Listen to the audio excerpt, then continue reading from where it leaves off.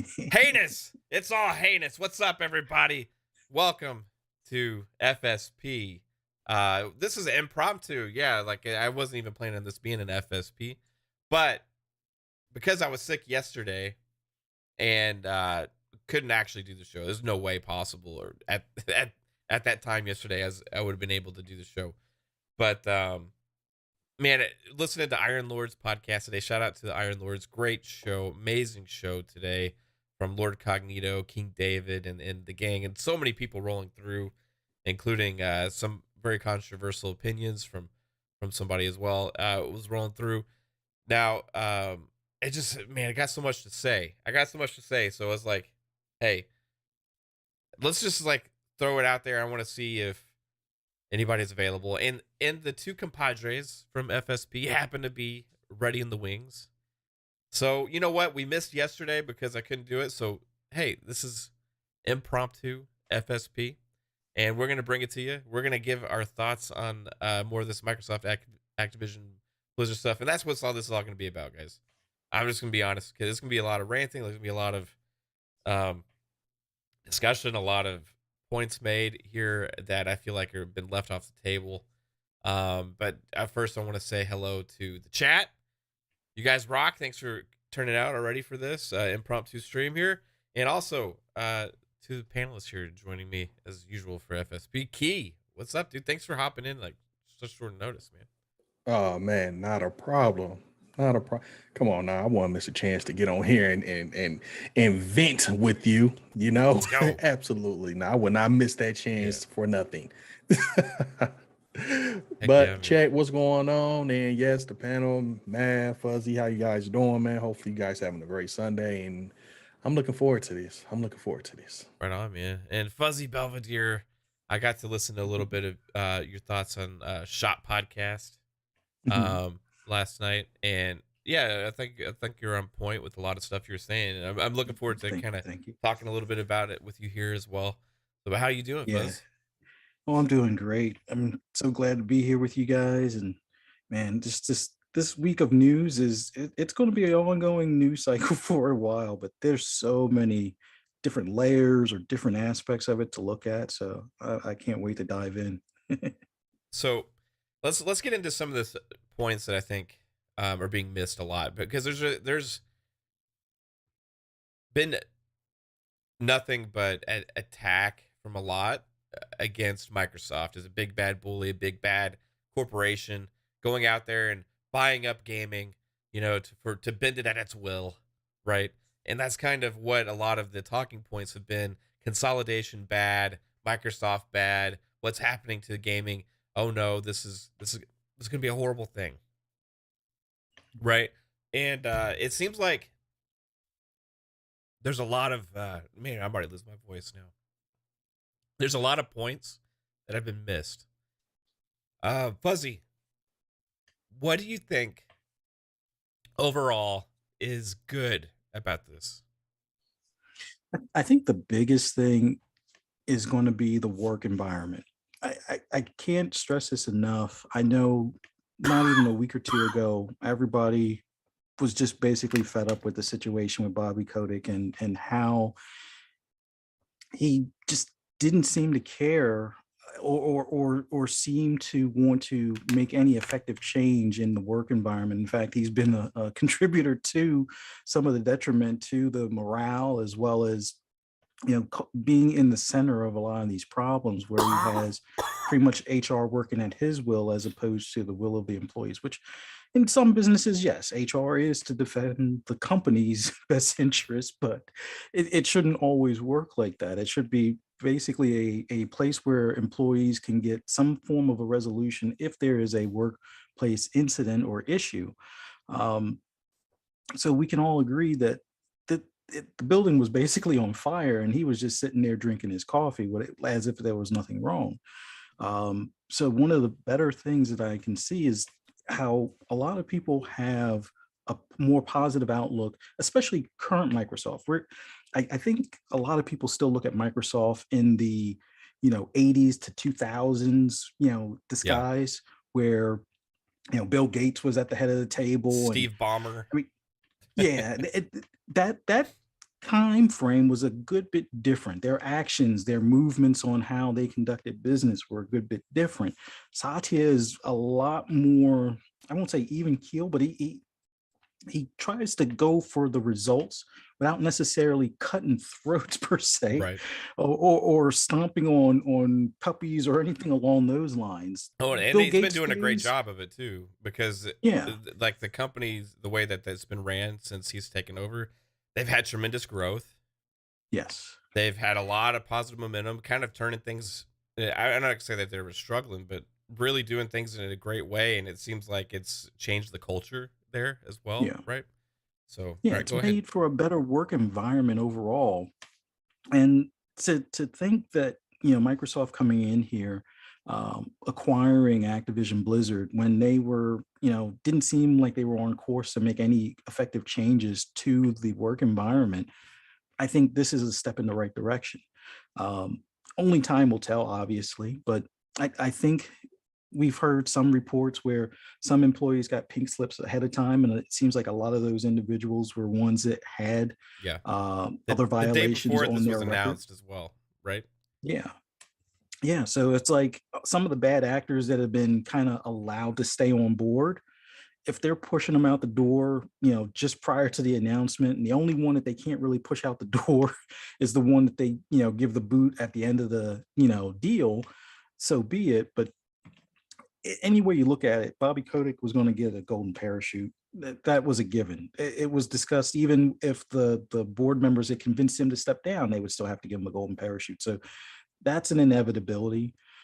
It's probably better just to pay him off to get him out of the picture or get him out of the way, so that way they can grow and get on track as far as being a creative company or a creative publisher and studio, making more than just Call of Duty, annually type of deal. Yeah. But I think the biggest thing is the outlook, as you see even on Twitter and social media and other spaces, that a lot of the employees, and I'm pretty sure there's going to be a handful with questions, because whenever there's change at your workplace, there's always some, fear or concern. But you can see a lot more relief as far as like a light at the end of the tunnel type of deal. So it seems like the work environment is going to take a step in the right direction, or be in a better place here, hopefully soon. And that's the biggest thing. I mean, before we even get to the games, before we even get to, the future of Xbox or the future of gaming in general, I think the actual people behind the desks that make the games that we enjoy, I think their well-being and careers and livelihood are probably the most important. Yeah, man. So what about you, Key? Like, I haven't had a chance to even like really discuss this or hear any of your takes on this at all. So I have no clue where you stand about any of this stuff, but reaction initially to this news, and like, do you think it's a good thing? Honestly, I do think it's a good thing. And the more, they announced it on a Tuesday and more information came out Wednesday and Thursday. And it's good to get out that type of information. First off, as far as Bobby go, yeah, that dude, yeah, he gonna get that golden parachute. I've been seeing all type of crazy numbers. I even seen a crazy number as he might walk away with like 230 million. Yeah. It's just something crazy, Which, to be fair, is not necessarily Microsoft's fault. Like, he could have just sold out his shares anyway at any time and walked away Yeah, with the golden parachute. You know what I mean? Like, this dude right. is gonna choose what his baby, like, kind of, because he's grown this company from nothing, right? He wants to potentially see it go down in good hands, right? So, at Yeah, least from his perspective at this point, and getting a payday was never not going to happen for Bobby Kotick, right. right? And honestly, as much as everybody hates how the company was ran, as they say, a frat environment, not frat boy, but a frat environment. And, the amount of sexual harassment and horror stories and even down to the pay, it's like, it sucks to hear that. But like you said, he did put a lot into that company to get it to where it was. So, I guess it's only best, but Yeah. the bigger picture is getting him the hell up out of here, getting him out of here and pretty much rebuilding from the ground up. Far as employee wise, you got to gain the trust of your employee. You got to show, your employee that, hey, we are here to make changes and to be equal with any and everything. I even seen stories about, how some people are getting paid more than others, or, the promotion scale. I mean, it was just so many horrible stories we heard out of this over the past couple of years, more so over the past 2, but I'm happy that this taking place. It was interesting how it went down, and I got a lot to say about it, honestly. But first and foremost, definitely get that dude out of there. Get him his millions, pat on the back, bye, get him out of here. Yeah. For sure, man. It's like a best case scenario for me, right? And I think that's what's getting lost in a lot of this. It's not like Activision Blizzard was doing hey, everything's going so fine over here at Activision and Blizzard. We're doing our thing. Everything's operating great. We're just like making amazing games, and we're putting out so much high quality content, and we're running things exactly like everybody dreams of. And we're the #1 gaming company in the world, and we're just like so awesome, and we have great workplace culture, and everything's hunky-dory over here. Oh no, we just got acquired by big bad Microsoft. What are we gonna do? That's not the situation, right?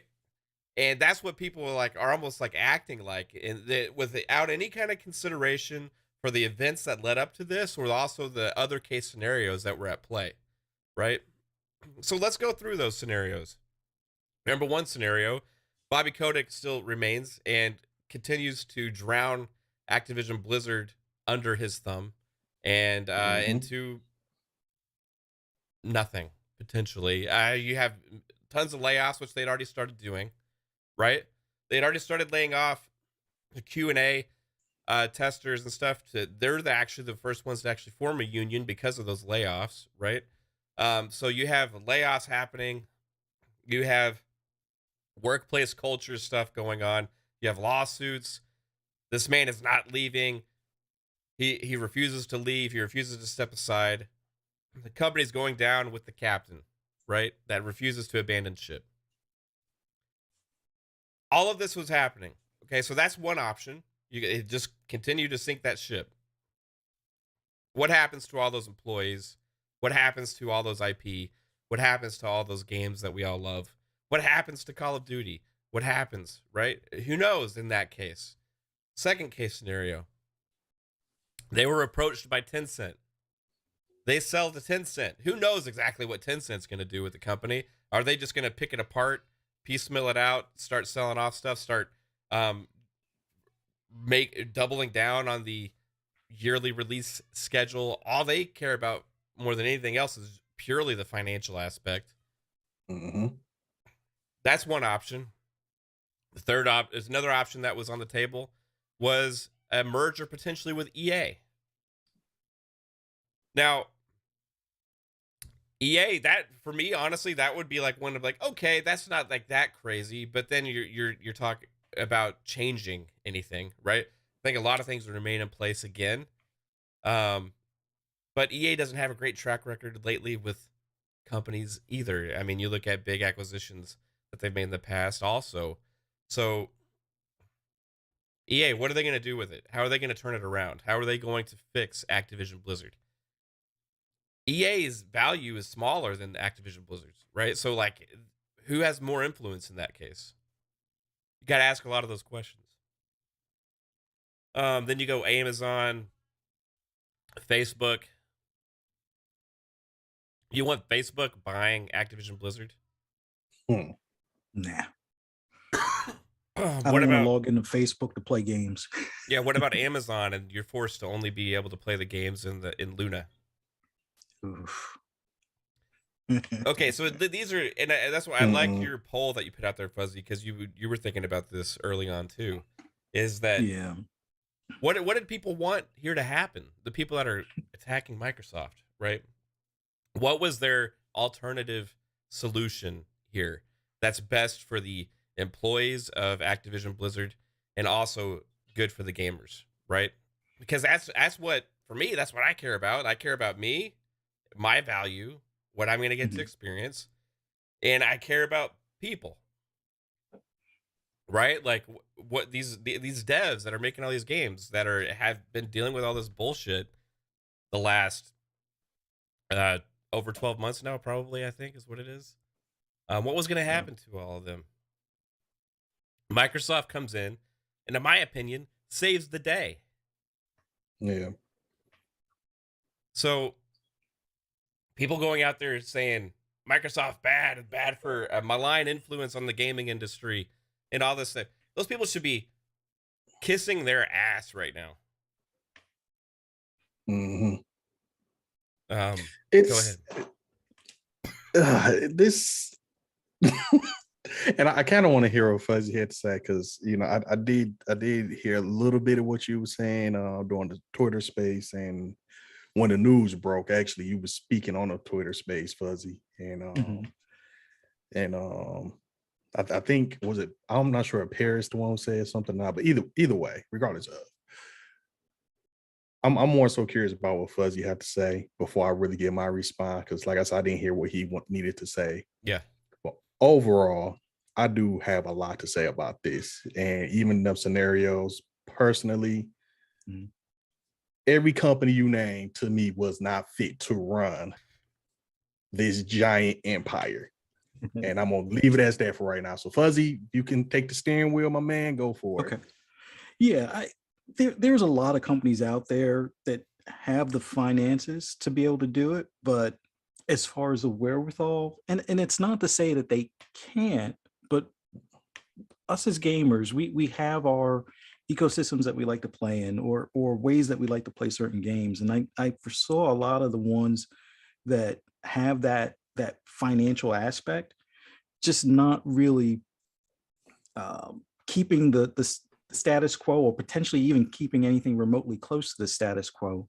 Like, I know there's a lot of people, and I mainly made the poll that I had on my Twitter account, and it's not against PlayStation fans. I am a fan of PlayStation as well, but it seemed like a lot of them had this unrealistic desire that PlayStation should have been the one to do this. And we have already seen how PlayStation would just basically lock, modes and skins or content behind, a timed exclusive deal. But sometimes those time things become more permanent, as you can see now with like Street Fighter 5 or even, Final Fantasy. But like, just looking at like companies like Facebook, where anybody that has Facebook on their phone, if you've ever had a conversation, I know this is going to go into the obscure, but if you've ever had a conversation about wedding or a new car or a vacation around your phone and have the Facebook app, you've already signed their user agreement that they can at times listen to your conversations on your phone. So if you all of a sudden start seeing ads related to those exact things, don't be surprised. So imagine a company like that, where you already have to sign in to use the Oculus. For gaming, you have to sign into your Facebook account. Just imagine now your Activision account for Call of Duty is now your linked to your Facebook account, and you may not want your Facebook friends or family or your grandma to know that you got you got killed 17 times to, killing 2 other players type of thing. Because they might post that as, oh, remember in history, this is what you did last year when you played this game. So I know that's a weird one, but Facebook ain't the ones to do it. Or at least I wouldn't be comfortable with Facebook being the ones to do it. Apple, I mean, for anybody that's not on Android, if you have an iOS or an Apple iPhone, you'd be fine if Apple was the ones to step in. Or if you have Apple TV, you'd be fine, because that's where it's going to be locked to. I don't know if everybody's been paying attention, but nothing leaves their sacred garden. If it's not, I mean, if it's Apple related, it's in their ecosystem and their even ecosystem. as an Apple customer for Apple TV, or we have iPhones, iPads, I still wouldn't want that, because I still prefer a console experience personally. You know what I mean? So exactly, like there's there's no situation like for me, like as a consumer of games, right? Until the cloud infrastructure in the future, which it'll eventually Mhm. catch up, right? But that's a ways off, right? Until the cloud infrastructure can give me that experience that I get playing on dedicated hardware, the best case scenario for me and most is to be able to play games on dedicated hardware, right? Exactly. And a lot of these companies that would potentially be involved in an acquisition of a large entity like Activision Blizzard are the big tech giants, right? Big corporations like a Microsoft. Mhm. Microsoft is the only one of those that has a game console, Yeah, and that is also committed to bringing their games on PC. exactly. So, as a consumer, where you're looking for options to play, right, which is people's concern, hey, don't take it away from my PlayStation, right? All these other alternatives is not good for you. At least on Xbox, you have a chance to play on dedicated hardware, whether PC or Xbox, and also sometimes you will potentially get the games on PlayStation as well, right? Yeah, So, I definitely see the multiplayer stuff staying. So anybody that's a fan of Warzone, I doubt you have anything to fear in any way, shape, or form.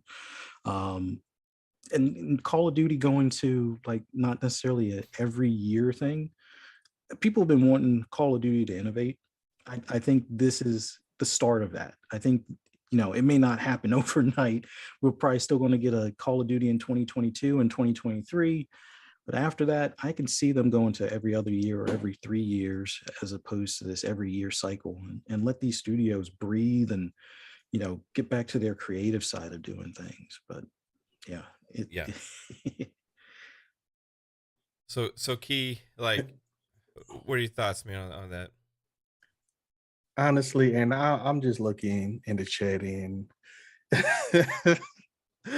Amazon will have been the second best, but that's still not great. And I 100%, 1,000,000% agree with that.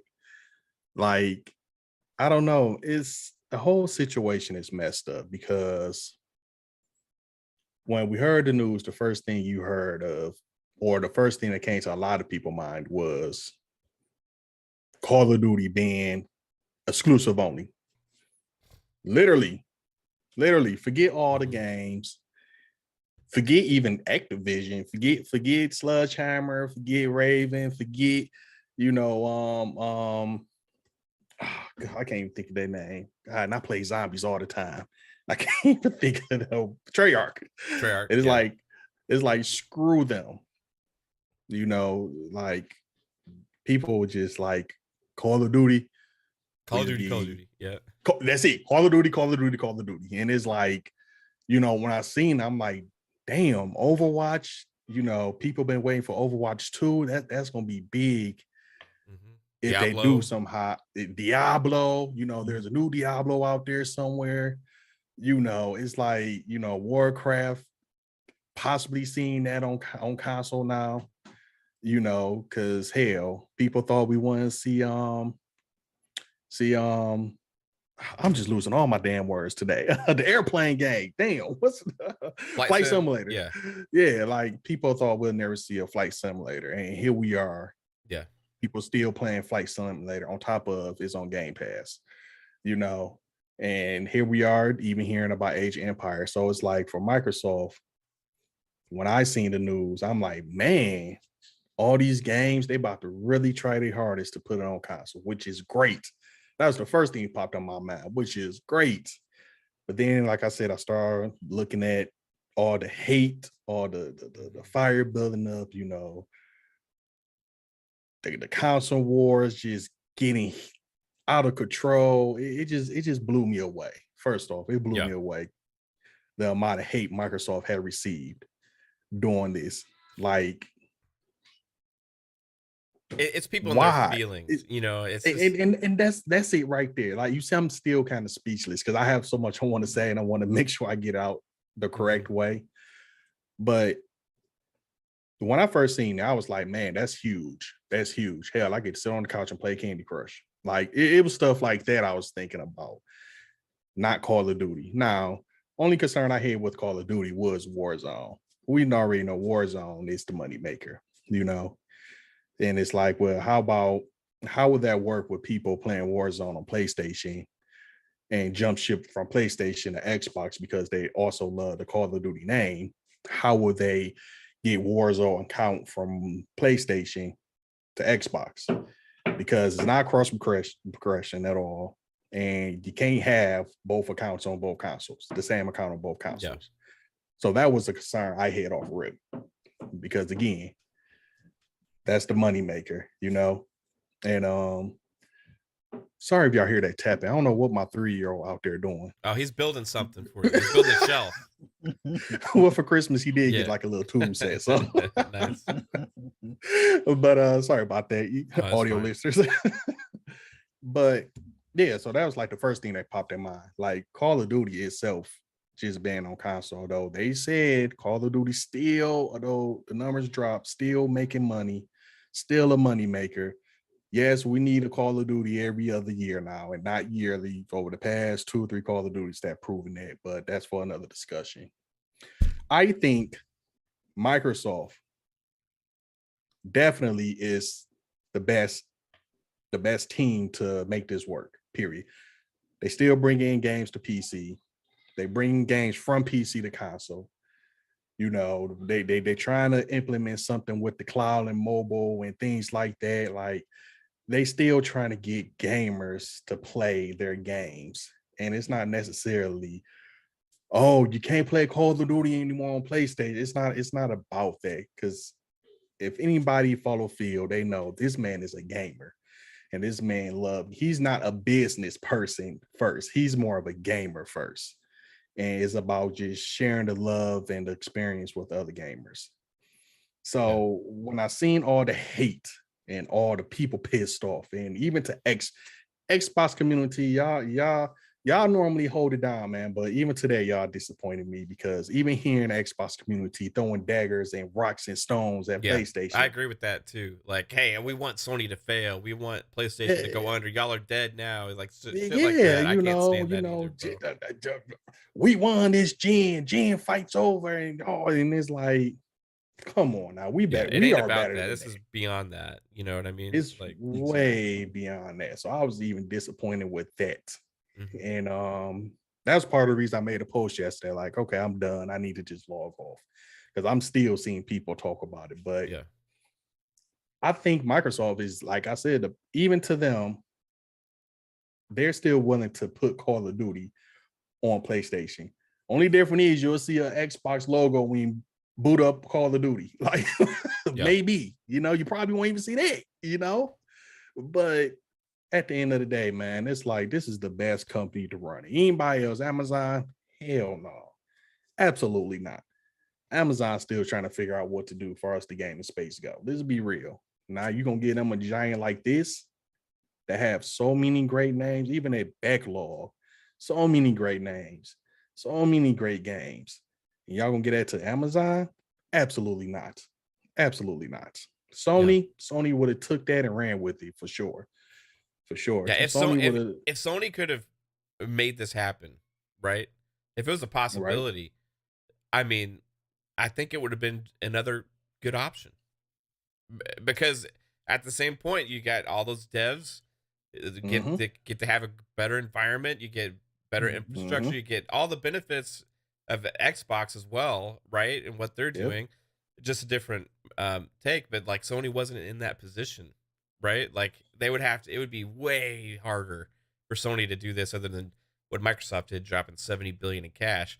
But if it had happened, I would be being, hey, that's great for the devs and it's great for gaming, because Activision Blizzard was a sinking ship, right? And even today, because like you say, it was easy for Microsoft. I think they said that that they approached Microsoft back in November. Yes. And here we are January, and you got to consider holidays. So people had weeks off for Thanksgiving, Christmas, New Year's. They get this pretty much not done. We know it'll be done completed next year. 2023, but they get this, all the paperwork sorted out, everything said and done, the Fast. do's, the don'ts, everything fast for them to publicly announce this. Yeah.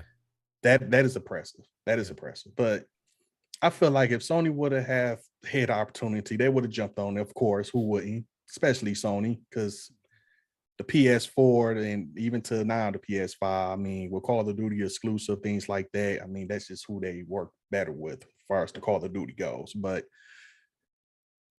I think Sony would have just taken it and they would have made it in-house, of course. Hearing Phil talk about how he want to bring back older games and things like that, you know, again, going to that backlog, that backup pack, bringing that to Game Pass. I don't think Sony will have not done anything like that. What would be the reason? For people that don't know, Activision used to bust out Spider-Man games, and what would be the reason for Sony to put Activision on a Spider-Man game? And there's no reason, you know. So I just think Sony, they would have took it, made everything exclusive, and which is not a bad thing, because at the end of the day, it's still a race, and Sony still have one track mind. And I always say Xbox is doing like Nintendo and not caring what other competitions are doing, or not looking at the common competition. They're doing other stuff, which is working fairly well right now. But I just think overall, no. Facebook, Meta, the hell, I don't even get on Facebook. I barely get on there. I definitely would have not logged into a Facebook account to play Call of Duty. That would have been the end right there for me. You would have lost a customer right there. I don't even know my Facebook password. You want to be honest? So it's like that would have not went well. But I guess the biggest thing overall, Microsoft, they could put Activision to work on other games, you know, just not a Call of Duty or like, that's the big thing. That's the big thing. Bringing back games or starting new games to where it can possibly be the next big thing, you know? Yeah. Like, now, that's what it's about.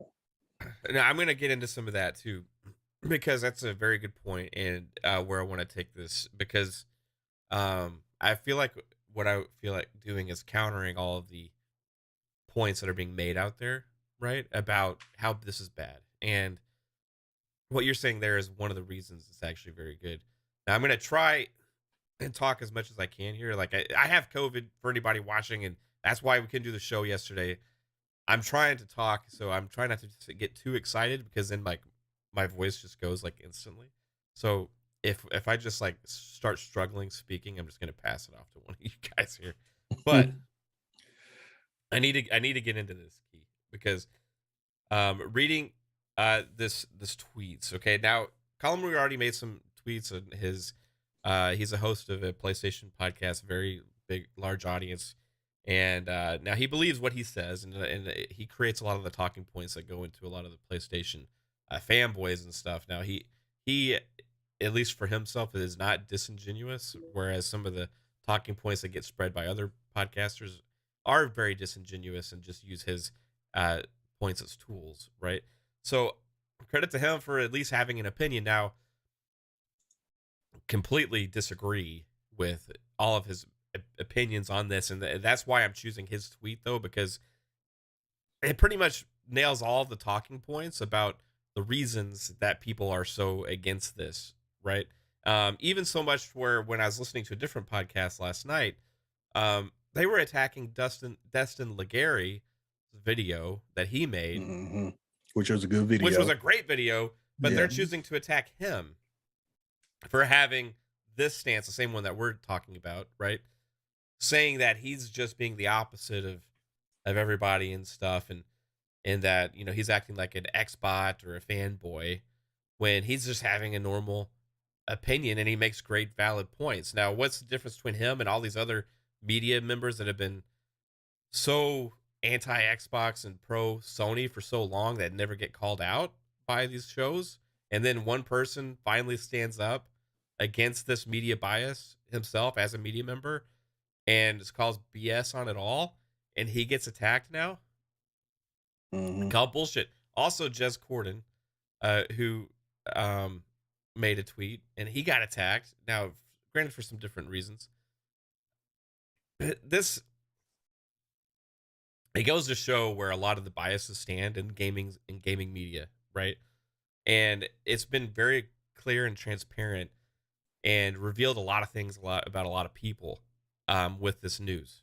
Okay, so because Colin Moriarty has such a large voice in his promo for his show, was so to the point with these ridiculous takes, we're gonna pick it apart.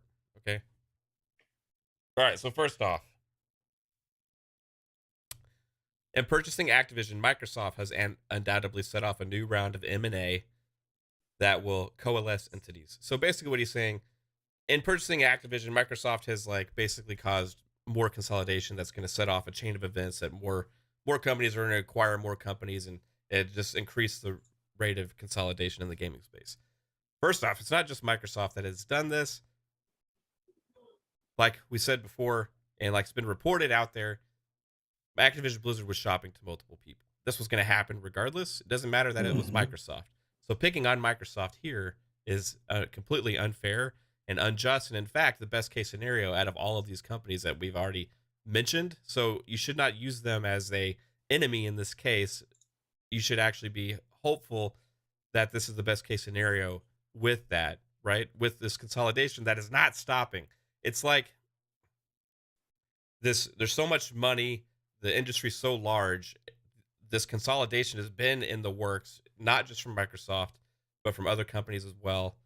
And to sit there and scream at one of them for doing it is completely ridiculous. And I think the only reason why you're picking on Microsoft is because the company that you're a fan of could not pull off such a feat. Next. It's bad for your creativity. Okay, so this is a very ignorant comment. At the very. Now, it's bad for creativity. Now, if you could say this potentially about Microsoft before, right? But this comment completely ignores everything that Microsoft has been doing under the Phil Spencer era. It ignores everything that they've been doing ever since the reinvestment and double down from Microsoft as a corporation in gaming, where they're actually using gaming as a core focus. And all you got to do to say Microsoft that it's bad for creativity, all you got to do is look at all the evidence of everything they've done since all the other acquisitions they've been making. They not only have acquired all these studios, they've grown them. They've invested in new IP. They've brought back old IP and have more games first party announced than any other company right now. Allowing devs to pretty much choose what they want to make.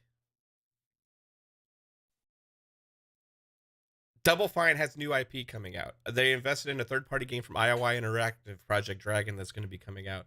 They have Contraband coming out from Avalanche. Those are all new IP.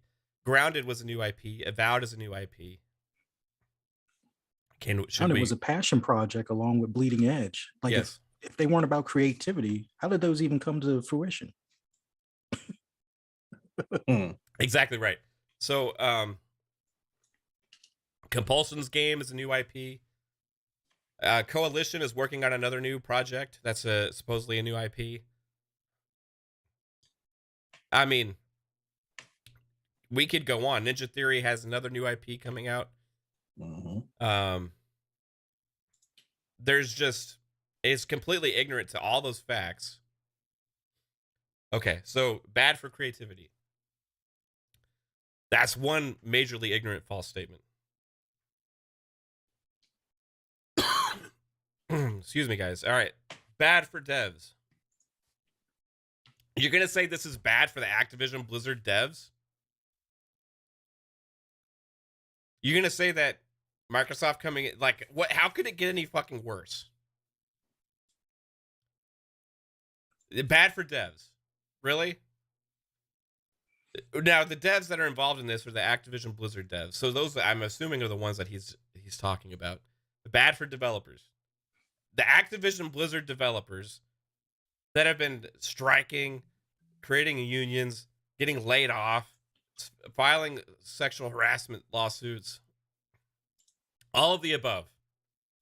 You're claiming that Microsoft coming in and acquiring Activision Blizzard is bad for those people? Maybe he wants all the studios working on Call of Duty. Even King. There you go. I don't get it. You know, okay, so, and bad for players. Bad for maybe some PlayStation players who only want to invest in one ecosystem. Good for everybody else. What fraction of gamers is that? Are you increasing and lowering the barrier of entry into the gaming space as Microsoft? Are you lowering the barrier of entry? You have Game Pass, right? So, number one, you're increasing the availability and access to these games. Number two, Activision Blizzard games have been pricing themselves at $70. Yeah. This is not going to continue. They're going to be $60. Right? That's because Xbox doesn't believe in the $70 model, as Sarah Bond has come out and said. Yeah, she big on that one. She's huge on that one, actually. Right? So, okay, you're first off, $70 model, you can pretty much kiss that goodbye. And also Game Pass subscriptions. How somebody Fuzzy, mm-hmm. Can you explain how this is bad for players? Outside of those that are just loyal to one brand, I mean, even the ones that are loyal to one brand, you still have access via either mobile or through PC, and you're going to still have the multiplayer games accessible on your current platform. I can't really see how it would be a bad thing for players, because the company that's now going to offer something in Game Pass, as opposed to you having to shell out $70 for it, I think at least gives you the option. Sure, if you want to own the game, that's great.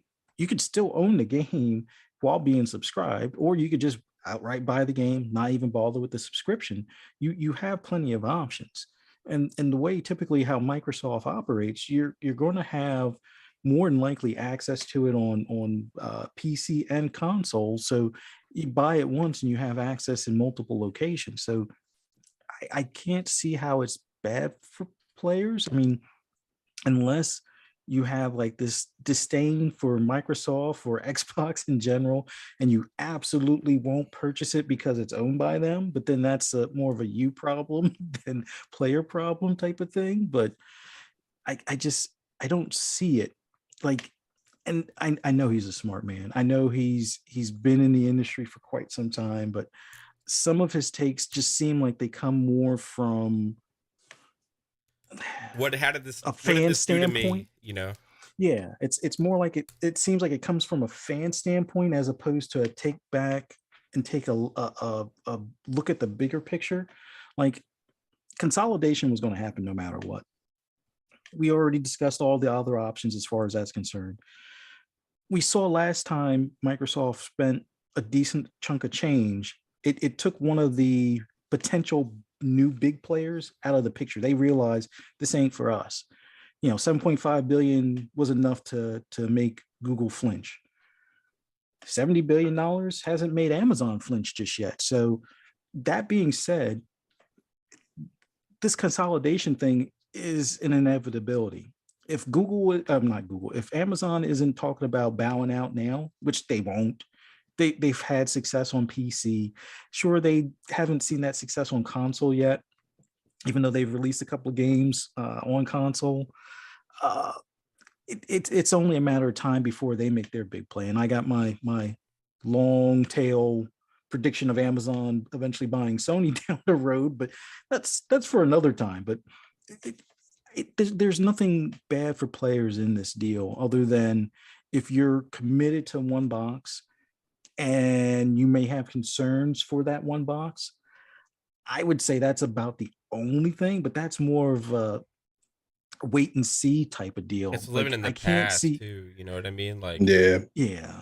I can't see Xbox really trying to trounce PlayStation like PlayStation tries to trounce Xbox with keeping stuff away. It's like PlayStation's been playing keep away for some time, and now that somebody plays keep away with them, or they haven't even played keep away just yet, just the potential of playing keep away is gotten people thinking that this is somehow a bad thing, when all along they were celebrating it when it was like a time thing or otherwise. So it's just weird. Bad for players. Like, also you got to look into, like, okay, like Key was saying earlier, are we gonna get like a bunch of new games now?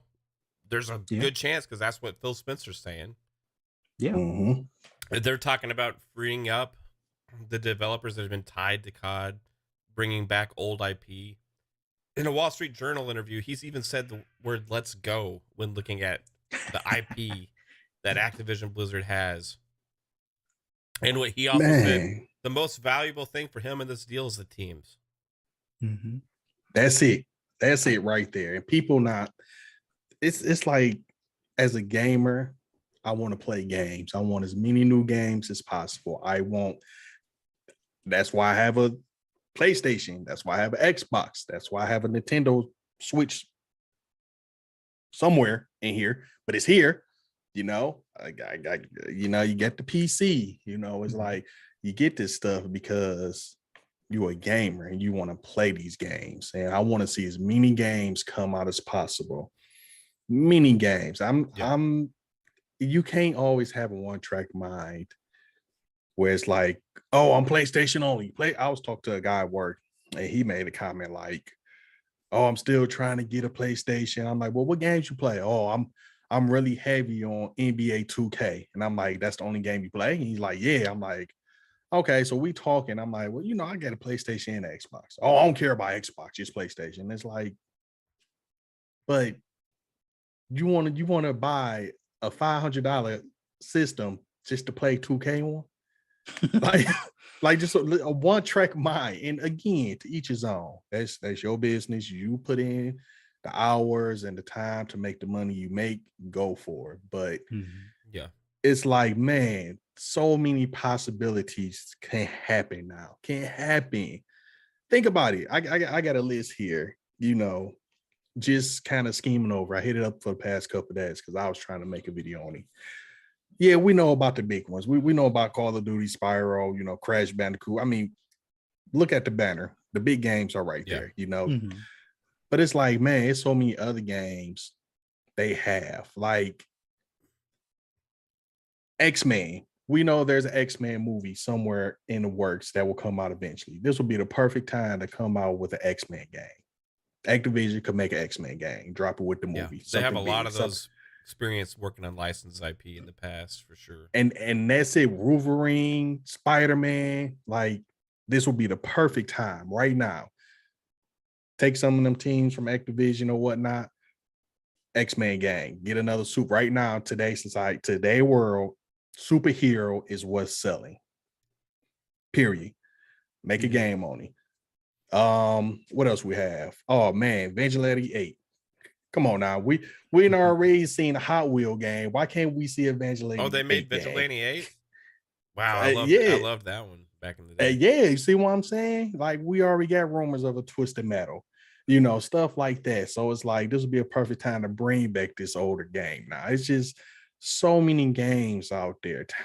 True Crimes. I used to love playing that game. Put that on the back pack. I would play the hell out of that. I would probably even stream that.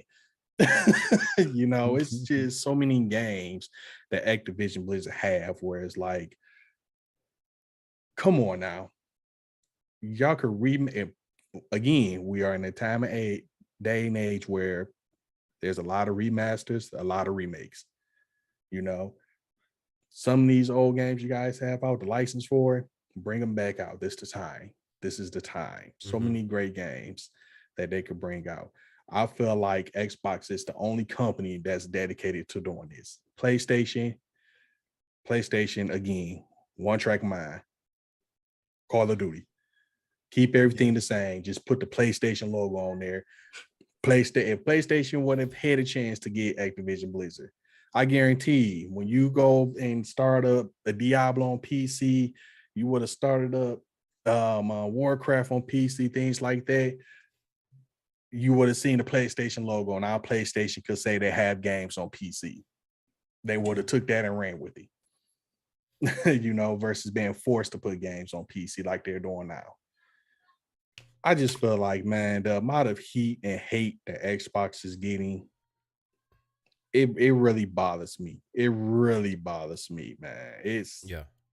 So much hate. Now let's go into this next. This was the second promo for his show. Let's break down the first one because we've already kind of counteracted all of these other points, right? Bad for creativity, bad for devs, bad for players. Only bad for a few players that only play on one ecosystem and refuse to look at other options, right? So, as far as this next one, okay? In purchasing Activision and choosing a brute force over creativity, Microsoft has officially entered malign influence territory. My only hope is that Sony won't follow suit, but they probably will. So again, he's saying in purchasing Activision and choosing brute force over creativity, Microsoft has officially entered malign influence territory. Okay, so let's break this down. They're choosing brute force over creativity. I didn't see any brute force here. I saw a company go to them and say, hey, we're going to sell to somebody. Do you want to be the people? Right? Are you the best fit to make this happen? Microsoft got the deal done in a short amount of time. Took advantage of a great opportunity. I don't see brute force here. I see a lot of money, right? Money that maybe Sony doesn't have. Other companies don't have. But this isn't about Sony. This is about the other tech giants out there. Mm-hmm. And somebody was going to buy Activision Blizzard. So to call them the bully here, the brute force, you got to look again at the alternatives. And this is another ignorant post, not weighing any of that into consideration. Microsoft has officially entered malign influence territory. Now, this one I majorly have an issue with. Basically saying that they are just maliciously influencing the market to bend to their will by whatever means necessary, affecting all and whoever else is in their way. You got to look at what they're doing with the acquisitions that they make. There's nothing malign about it. They're investing in all of these studios that they're acquiring. They're allowing for more creativity from these studios. They're giving extended time. They're investing in quality. Double Fine. They give them more time to finish Psychonauts 2. Ended up becoming a Game of the Year candidate. Deathloop had been delayed. They didn't force that out early. New IP from several studios. Redfall's coming this year. There's a lot that is being done that is definitely not malign. If you want to say that they have more money than Sony, so it allows them the ability to do something like this, that's fine. But this is not about Sony. This is about the bigger, like, Microsoft is so unconcerned with what Sony's doing here. They did not want Activision Blizzard to go to one of these other tech giants. They did not want Activision Blizzard to go to Tencent. They didn't want it to go to Facebook. They didn't want it to go to Google, to Amazon, to Apple. This was them trying to stop the malign influence of a company that Phil even said in an interview, he's concerned with the companies that aren't really invested or know anything about the gaming space coming into the gaming space. He's comfortable with Nintendo and Sony. He knows where they stand. He knows that they're in the gaming space and they won't do anything to harm the gaming space. Mm-hmm. They are trying to prevent the malign influence here. And if they have to use their money to make that happen, they're going to do it. They let Phil cut this check for $70 billion. And then afterwards he says, let's go, and starts talking about old IPs that they could potentially bring back. That's not a malign influence. No. That is everything you could possibly hope for in this horrible situation. My only hope is that Sony won't follow suit, but they probably will. Why? Why don't you want Sony to invest more into gaming? Like this small town feel of like living in the past of like we're back in the NES Sega days. Let's just get all these little mom and pop shops and let them all grow their own studios and live in a kumbaya world of all that stuff. Gaming is too big for that today. Yeah. Now I do have something to say about that as well. Yeah. I have seen a lot of people talk about that. Sony need to go out and buy a studio. And of course, the bigger names, Square Enix, Capcom, like, this doesn't make sense. This does not make sense. Sony don't need to go out there and just buy a studio just to buy it. No. And the amount of again, the amount of people I have seen talk about this over the past week is like, it makes my head hurt because y'all making these tweets and they're forcing Sony, trying to whisper into Sony's ear to buy these studios just to be like, hey, we Sony, now we have a company to compete with Xbox. And it's like you said, like Xbox not worried about what y'all doing. You know, Xbox, even to Game Pass, call it what you want with Game Pass. Game Pass have changed the game, period. And like Phil said, he want to see Game Pass in everywhere, you know? Yep. Sony don't want to play fair with it, that's fine. But when it come down to it, we will see Game Pass everywhere. Yeah. This is the reason. Let's be real. This is the reason Xbox is selling like crazy, because of Game Pass. My stepmother, she just called me up during the Christmas holidays talking about my niece. And I'm like, go buy her a Series S and get her Game Pass. Do not buy her game. Get her Game Pass. I even send you the money that you pay her for a year and be done with it. She sent me a picture 2 days after Christmas. She in her little gamer room, her chair, playing the Xbox nonstop. Yeah, playing so Fortnite, playing. Yeah. And that's the reason Xbox succeeding, period. Yeah. That's just what it is. So it just bothers me when I see that also. Go buy Capcom. Yeah, we know, Street Fighter is strong with PlayStation and Resident Evil, I guess. I don't know, but you got other games like Monster Hunter, which is catering more to Nintendo, if I'm not mistaken. Right. So so it's like, don't just go out there and buy a studio. People saying, go buy Square Enix, get the Final Fantasy. And it's like, yeah, I guess that would make sense, but at the same time, and they're already doing that, though. You know what I mean? So that's what I'm saying. They don't need to buy Square to make that happen. They just continue working with them, continue your partnership. Like, why dash out money rather you have it or not? I don't know. But I wouldn't be upset if Sony did, right? And honestly, that would make more sense to Capcom personally, 100%. Right. But just hearing the fans, more so the Sony fans say, hey, Sony, PlayStation, go out there and buy a company now, to say we bought a company to match with Activision. And it's like, that just makes no sense to me at all. I want to bring up something too, because I heard this on Iron Lords, and I think you bring up a good point, because you're mentioning Game Pass a lot, right? Because when they were questioned today about like, what is it that's making you so concerned? And it's like, pretty much the answer was always the subscription model in gaming.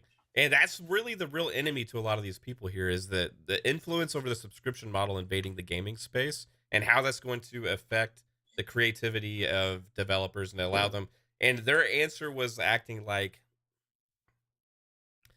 that they're going to have less time for development. They're going to create more just like whatever type games and come out with them. And there's going to be less passion, less time, less new IP and all that stuff because of a service like Game Pass. And again, this came across to me as so ignorant because what we've seen is the exact opposite come out of Game Pass. Because we've seen from Microsoft themselves give the devs as much time as they need. They're reinvested in high quality. In fact, how many games last year are in Game Pass that were nominated at the Game Awards? Yeah. There you go. Like this whole take and discussion about hurting the quality of gaming and variety and uniqueness about this space that you love. It's actually doing wonders. Look at what it's done for movies and TV shows. You would never have the Snyder Cut released at the theater. Yeah. We got the Snyder Cut because of a streaming service. There you go. And they did well. Crushed it. We're getting better TV shows because of streaming services. Yeah. They're allowed more creativity. They have more creative freedom. Yep. They're Some franchises are brought back. Less strict timelines because they're not worried about all the quarterly reports about return on investment as much as they're worried about subscription numbers. And you're not going to get good subscription numbers putting out shit quality games. Yep. So this whole aspect of hurting creative freedom and variety, it's the opposite, because that's the number one selling point of a subscription service. It's some ignorant points that have been used against Game Pass since the inception, that it's unsustainable, all this stuff. And it's working for a reason. Man, it's working. It's working so well that Sony's not coming up with their own, which I am super curious how this is about to be. Not trying to say Sony's going to fail, not saying that Sony don't know what they're doing, but y'all coming into the game fairly late to compete with Game Pass. And Key, the funny thing is, all right, so they're coming in late because they failed to begin with, because they were actually the first ones to ever come out with a subscription gaming streaming service in cloud. They were the first ones to do it. They had PS Now. If they didn't believe in the subscription gaming service, why the fuck did they ever invent PS Now in the first place? Yes, PS Now is not very good, right? It's only got like 3 million plus subscribers. Yep. It did a really horrible job at the start. They don't have day one games, all these things, right? But if Sony didn't think that it had potential to begin with, why were they the first ones to ever do it? Yeah. Did you see that's people what I'm complaining saying. About that back then? Yeah. No. That's why that's why I'm saying, like, it's crazy how Sony's thinking now, you know. It's crazy. And honestly, let's be real. Let's be 100% real. Only reason Sony's doing this, not to get off topic, I'm going to say this and I'm going to get back on topic. Only reason Sony's coming out with some type of Game Pass is because they're tired of hearing they supporters, the whoever you want to call them, the PlayStation people out there, they tired of hearing them say we need something similar to Xbox Game Pass. That's the only reason. Let's be real. That's the only, whether it comes out the gate flying like hell or not. That's the only reason they did that. It's because everybody's asking for it. Yeah, I think they see the writing on the wall of the future of the industry. And that's what it is, the future. Like you said, bringing up Netflix and hell, even to Disney Plus, you know, HBO Max and all them. Like, man, think about the only reason a lot of people have subscribed to them is because of what? Disney Plus. I'm going to be 100% real with you. Only reason I still have that is because of Marvels. You know, Hawkeye and all of them. Like, them the only reason I have Disney. Period. You know, Netflix, you know, I watch my animes on there, but even to that, back then, Daredevil, you know, Punisher, like Jessica Jones, man, those was the reasons I kept Netflix, and it's like this is just where it's going right now. This is just where it's going. But again, not to get off topic, Yeah. because I feel No, like I mean that's important for the discussion because that's true. That's why the consolidation is happening, right? Like this is the future, and it's like trying to hold on to. I used a stupid analogy yesterday when I was talking, or the other day on a podcast, but like it's like people holding out for the glory, the nostalgia of the old days, not realizing that things have already moved past that, and they're still clinging Yeah. on to that hope of like things can be like they used to, but not realizing, wow, things are way better right now than they ever used to be. Way better. Yeah. Way better. Man, I'm telling you. I remember I came across a tweet, and this was probably a year ago, and it stuck with me. And the amount of likes it had bothered me. But dude was pretty much saying only broke people have Game Pass. And I'm like, Really? how? I guess How I'll be did happy you? broke then. Call it what you want, but broke, rich, okay, whatever. A deal is a deal. Exactly. A deal is a deal. You know, I'll say this: a lot of people didn't become wealthy by being dumbasses and wasting money. You know, there you go. Exactly. And it bothers me the amount of likes this had, and I'm like, this doesn't make sense to me. This is not logic. This is not simple math. But that just let you know how people are thinking, and if that's what I mean, who am I to tell you that the sky is blue and you see green? So be it. I can't change your mind. You know, but it's like, man, come on now. There's a certain point where it's like, sit back and think about what you're saying. Think about it. Activision, come on now. That's a monster house. And seeing them go to Game Pass, whether you like it or hate it, that is a win. That is a win. Go spend 200. Probably by next Christmas, the Series S will probably be 250. Probably before then. Let's be real. Probably before then. Go buy your Series X and go pay $100, $180 for Game Pass and be done with it. Then play all your Call of Duties. You know, you might find your next favorite game on there. It's like that's a good point too, because you got people going after Microsoft right now, right? And then on one hand, you got Microsoft has a $300 option, and you also have a service like Game Pass where you got like games of the year candidates dropping in there like crazy, right? Day one, a lot of times you got some of the most popular multiplayer games in there. You got some of the most popular single player games in there. You got a crazy variety for everybody, all for $14.99 a month, right? You got the crazy, insane value, very pro consumer. Industry-leading services, adding value to all your backwards compatible titles with things like HDR, automatic HDR, adding FPS boost to all these old games, updating them for free, not charging an extra $10 and all this stuff. And then on another platform, $500 or $400 with entry points, and then all your games are $70 with no other alternative. And including that, all the old games that you do update, you're charging an additional $10 tax for those because you made them next gen. So, like, you compare, like, one is getting like, oh, this is so great on this side. Well, why the fuck does that make sense that that's so great when this other option seems like, as a consumer, I don't know.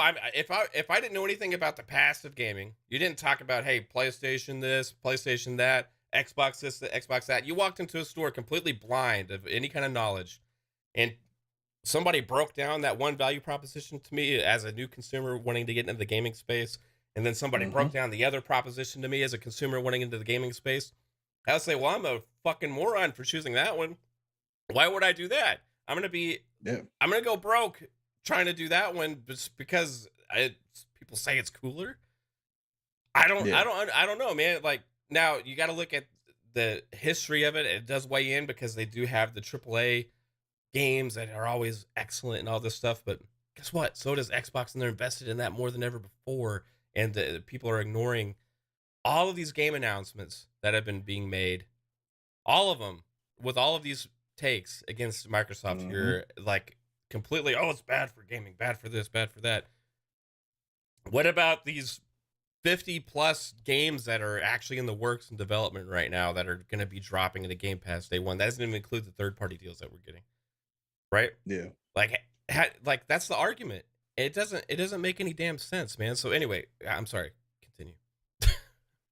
Oh no. I mean, that's just what I'm saying. Like overall, this is crazy. And honestly, I even thought about it the other day. Like at this point, once this deal is over with, not saying they're going to do it, but even if they do, just somehow up the price to Game Pass to $5. Let's just throw that out there. Uh-huh. That's still not bad compared to what you get. And people was pissed off when they mentioned it, and I get it, and I'm with you. But even if they did do something like that, which I'm not saying they are, I just want to make that clear. I'm not saying they are. I haven't seen nothing that said they are. I'm just saying, even if they did do something like that, I'm still okay because I'd rather pay $20 a month than paying freaking $70 every week or every other week for a game that I don't even know if I'm gonna like or not. Mm-hmm. Honestly, to be 100% honest with you. And even to them making games, like how many studios total after this transaction is done? Isn't it like 32? 32, but like that's counting Blizzard as one. Yeah. Which Okay. Blizzard has like 6. Blizzard's like 5,000 employees.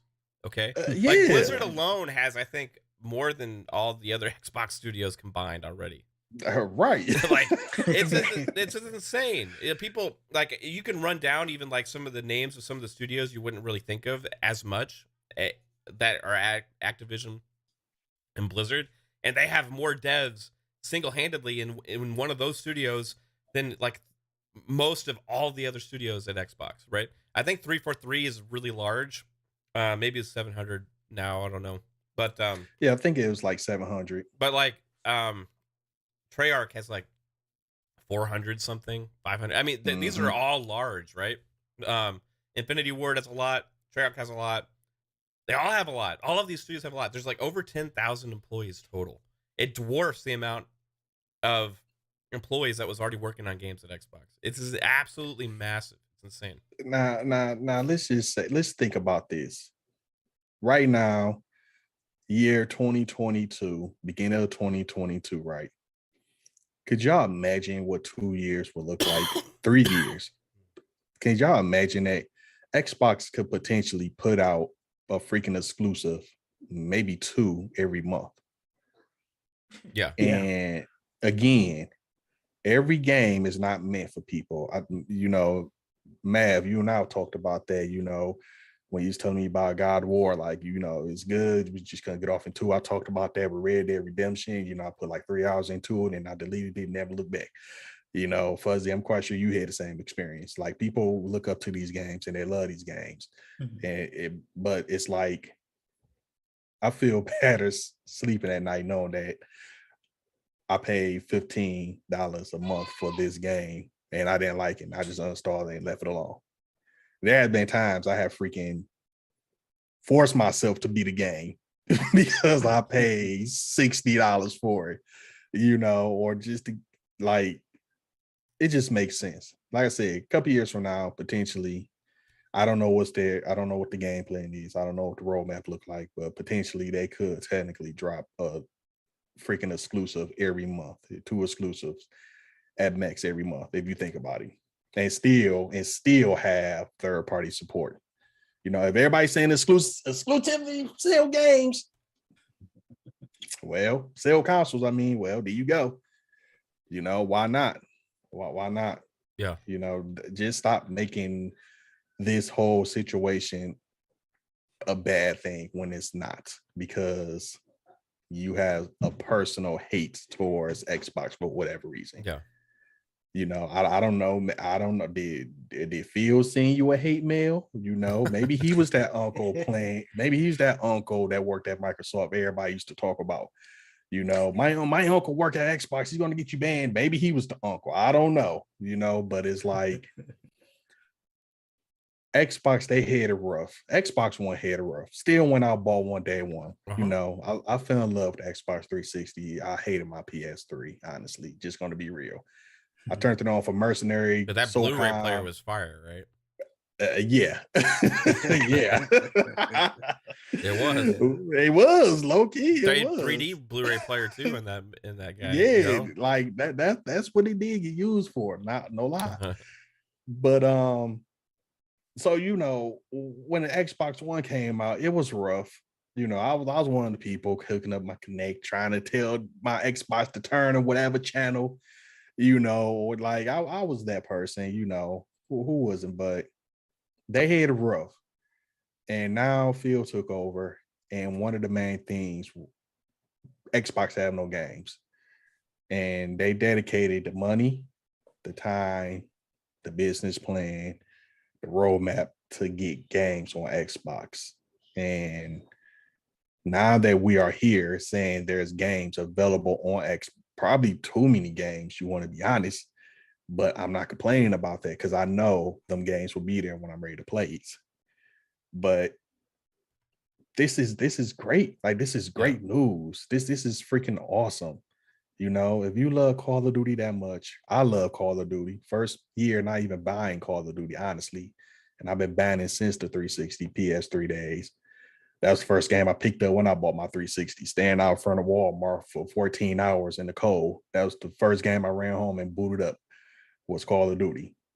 And it's like, now that I can play Call of Duty, whether it's trash or not, for $15 a month, man, I could sleep better. Call it what you want. Yeah. And I was probably going to change that, you know, annual Call of Duty thing and free up some of those devs and they need focus to on better quality, because, you know, Call of Duty is doing fine, right? Like, I remember I was watching the Call of Duty League actually on YouTube just to check it out yesterday, and I was like, oh yeah, there's a lot of excitement here. There's like 50,000 people watching live on YouTube or whatever. And that was for Vanguard, right? You know what I mean? Like, Call of Duty's Vanguard, as little as it thought was, as poorly as it is thought of from a lot in the gaming space for Call of Duty, still the number one selling game, right? Yeah. So, it's a big deal, but I don't think it's even the number one reason why Xbox did this. It's not just for COD, right? It's for King, it's for the mobile gaming aspects, it's for the PC gaming aspects, it's for a lot of different reasons. And I think that Call of Duty's model is probably going to change with how it's going to release, because I think they do want to free up those developers to bring back more IP and create more. They're going to get more benefit from it having more titles hitting in Game Pass as opposed to just one. Yeah. You know what I mean? Fuzzy, malign influence. Now I want to ask you this though. As heinous as this was, you know why I keep saying that, I'm sure you do, but as heinous as this was, what is like Sony's response? Because I think most people feel like, okay, at some, like, there's got to be at least some sort of response. Not that they necessarily need to go out and buy a bunch of publishers or whatever, but like, their immediate response was to make a tweet saying, hey, we expect Microsoft to uphold the contractual obligations, all this stuff, blah, blah, blah, blah. But like, what's their business side response to this? Like, is it an increase in Spartacus and Rap getting that more going faster, or is it more third-party deals, or is it playing more nicer with the third-party deals? How are they going to counteract this? Because Call of Duty was huge for them. It's tough to say at this point, but I kind of like the potential direction it could go. Because if you look back at like the PS3 days, towards the later part, or I mean the early part, they were on their heels. They kind of didn't, I guess, see the writing on the wall or read the room properly or something. Oh, get a second job type of thing. Yeah. And they had to go back to being creative and taking risks in the games that they made. And I think this will afford them to do the same. Like, they now have Insomniac. What better timing to bring back a Resistance, Fall of Man type of thing? Yeah, that organically if you're going Insomniac game, so we gotta love them. Yeah, I mean, yes, Insomniac is their workhorse, but right now, but I think if you lose Call of Duty, and I don't think they will, but let's say they do, or if there's any concern on their end, on the business end, just because of the amount of revenue they make in the store for it, bring back Resistance. That at least covers your sci-fi World War II, genre type of coverage, that even though that wasn't anything that Call of Duty touched as far as, the sci-fi aspect, but you would at least have something along those lines that's different, that can draw attention. Bring back SOCOM.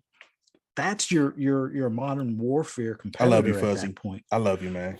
I love that. If I could give you a hug, like, man, Yeah, bring 'cause back SOCOM. Come on now. Now, do you think it would be That's- because of Spartacus and their investment into that why they would do this, or just as more $70 games to sell? That's still a tough one. I think they do it because they need to fill in certain gaps, or will want to fill in certain gaps. Now, on the Spartacus end of things, I know a lot of people would love to see them do day and date, me being one. I think this is the perfect opportunity for them to go day and date on PC at least. And I know there's a lot of Sony fans that are adamantly opposed to it, but I think that's what they need to look at as the immediate, because while they're selling every console they can make, they just can't seem to make enough of them, and they've had to scale back their original projections just because of the supply chain shortages and things. Well, to your point But too, Fuzzy, right? Like in the closed ecosystem, they only usually sell 100+ million consoles. So no matter what, that's what your user base is going to be. And and a lot of those are like resells to the same people or households that have more than one console. So probably like you're talking about a user base that is like closer to maybe 20% less than that or so. I'm just a rough guesstimate. I don't know the numbers, but when you're looking at that, like you're capping yourself as far as how many sales you can get if you're only focused on selling in one device, right? Exactly. And if they start pushing to day and date with PC, stop making PC people wait 2 years for them to find another game to bother with, as opposed to while that game is hot. Sure, Well, it's Fuzzy, great for the why would they do that if games like God of War, 2 or 3-year-old game coming out on PC and being successful? So why would Sony change? That's the problem. I think even with it being successful, being 2 or 3 years later, I think it could be even more successful day and date. Because at that point, 2 or 3 years later, is it a matter of that this is the double dip of the console guys that also have a PC, or is this the actual PC guys that were anxiously waiting for it to finally come? Or is it more like, you know what, I'm not playing Tarkov right now, or I don't feel like playing CSGO right now. Let me pick this up, kind of thing, because it's not going to be at the $70 price point. It's definitely not at the $60 price point. So it's already at a cheaper price than what it would have been at launch. And that's, a little bit of money that they left on the table. But if you do it day and date, now I don't know how all PC players feel, but I could see them at least getting 60 day and date, if not the full 70 on some of their AAA titles, if they're coming out on PC at the same time. I think this fear that it would somehow make the PS5 irrelevant if they do that is silly, because everybody said that about Xbox when it was like, oh, well, all the games are on PC at the same time. Why do I need an Xbox? Yet they're selling every console they make. So if it was true that it makes the console irrelevant and that nobody's going to want the console anymore, then how is Xbox that close to PlayStation numbers right now as far as consoles? I mean, I think the big thing now, they definitely need to look at what they can do with Spartacus. I know they said the subscription model isn't something that they believe in, but seeing that a big player or big game that's in their ecosystem currently might go away, or some of the money from that game goes away, they're going to have to move a little differently. And I like Sony when they're having to move differently, in the sense that they get creative at that point. That's how they made The Last of Us. That's how they kept on doubling down on Uncharted and reinvesting in that series. You got to look at the overall, like right now, Sony's not going to be able to match this kind of move in any way, shape, or form as far as dollars or size or scope. But them getting creative is where I think they're strongest. Like, they have a lot of IPs that they've kind of, put to bed or put a pause on type of thing. But it's weird. I was thinking about this earlier. It's almost like Sony was working towards becoming like a mini Activision in the sense that they have some of their other studios acting as support studios for some of their AAA stuff. Like you have some of their studios working on the Uncharted remaster. You have some of their support studios working on God of War. Well, not their support studios, but some of their mainline studios doing that as opposed to working on their new IP or a different IP. So like Ben Studios, yes, sure, fine. If you want to say that Days Gone didn't do well, so be it. But the original Uncharted didn't do all that well either, but they invested in it and it grew and they cultivated it to what it is today. And let's not forget the remaster is coming out next week as well.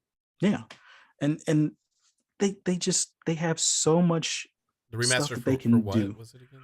Oh, for the Uncharted Lost Legacy. Oh yeah. They're reselling that again. Okay. Yeah, for the PS5. It comes out next week. Yeah, I'm actually excited about that one. I'll play that eventually. You and me both. I was getting it. I was just saying, yeah, because I'm an Uncharted fan. Yeah, big time. But that's the thing. It's like instead of Sony going, I mean, it's great that they're reaching back in their library of games they have, but don't take your AAA studios and have them be support studios. Have them work on the stuff that they do best and making their own games as opposed to supporting, a remaster or something like that. I think that's the avenue that they need to go moving forward. Yeah. Learn from how Activision kind of burned itself into a hole with everybody, all hands on deck on Call of Duty type of thing. Don't go down that path. I mean, sure, the AAA money is there to be made, but I think them being the creative, innovative company that they've been in the past from the PS3 leading up to the PS4 is the route that they need to get back to, as opposed to this comfort zone that they seem to kind of be in right now, where it's like, oh, well, we'll just pull these guys off of their game and have them help, this other game until that one's released, and then so on and so forth. I think Spartacus, if you're not going to do day and date, which I kind of think they might, or at least they're kind of, I won't say their hand is forced, but it's definitely in the coming future. I would say that it should be considered, but the PC end of it, day and date, that definitely needs to happen, especially if they plan to expand into the PC market even more, which that's money on the table that they got to hurry up and grab I won't say while they can, but while it's hot, they should definitely reach out for that, because that will give them more resources to reinvest into more games like Twisted Metal or other games that they might be working on from their past. So you think this will increase their creativity and variety that they're going to have to bring in order to combat against the variety and capabilities that Xbox is bringing with their and I think that will benefit not just PlayStation fans, but gaming in general, because when these companies are competing for our dollars, we all win, and it makes it more interesting, especially like when we're multi-platform holders. It's like, okay, all right, do I play this game this week and save the other one for next week? Like, those are good problems to have, and I can totally see Sony taking that approach, so that way it makes things more interesting. So it's not just like, okay, well, Sony has the first half of the year, Xbox has the second half of the year. It's like, I want them battling back and forth for my wallet. And that's the way it should be. And you know who loses in this situation too, which is something that nobody's bringing up. Who loses is Tencent, because they wanted to buy them. Who loses potentially is Facebook, keeping them out of the major gaming space for longer. Who loses is Amazon, because they lost another huge acquisition that they could potentially make in the future, right? There's something about competing, knowing your enemy, right? Knowing and living within a comfortable space that is good for all. Xbox does not want to take Sony out of the game. Microsoft does not want to take Sony out of the gaming space. They don't want Amazon and Google and those other big tech companies to get stronger in the gaming space, right? This is not about hurting Sony. This is about protecting what is familiar and what's there and helping it grow, right?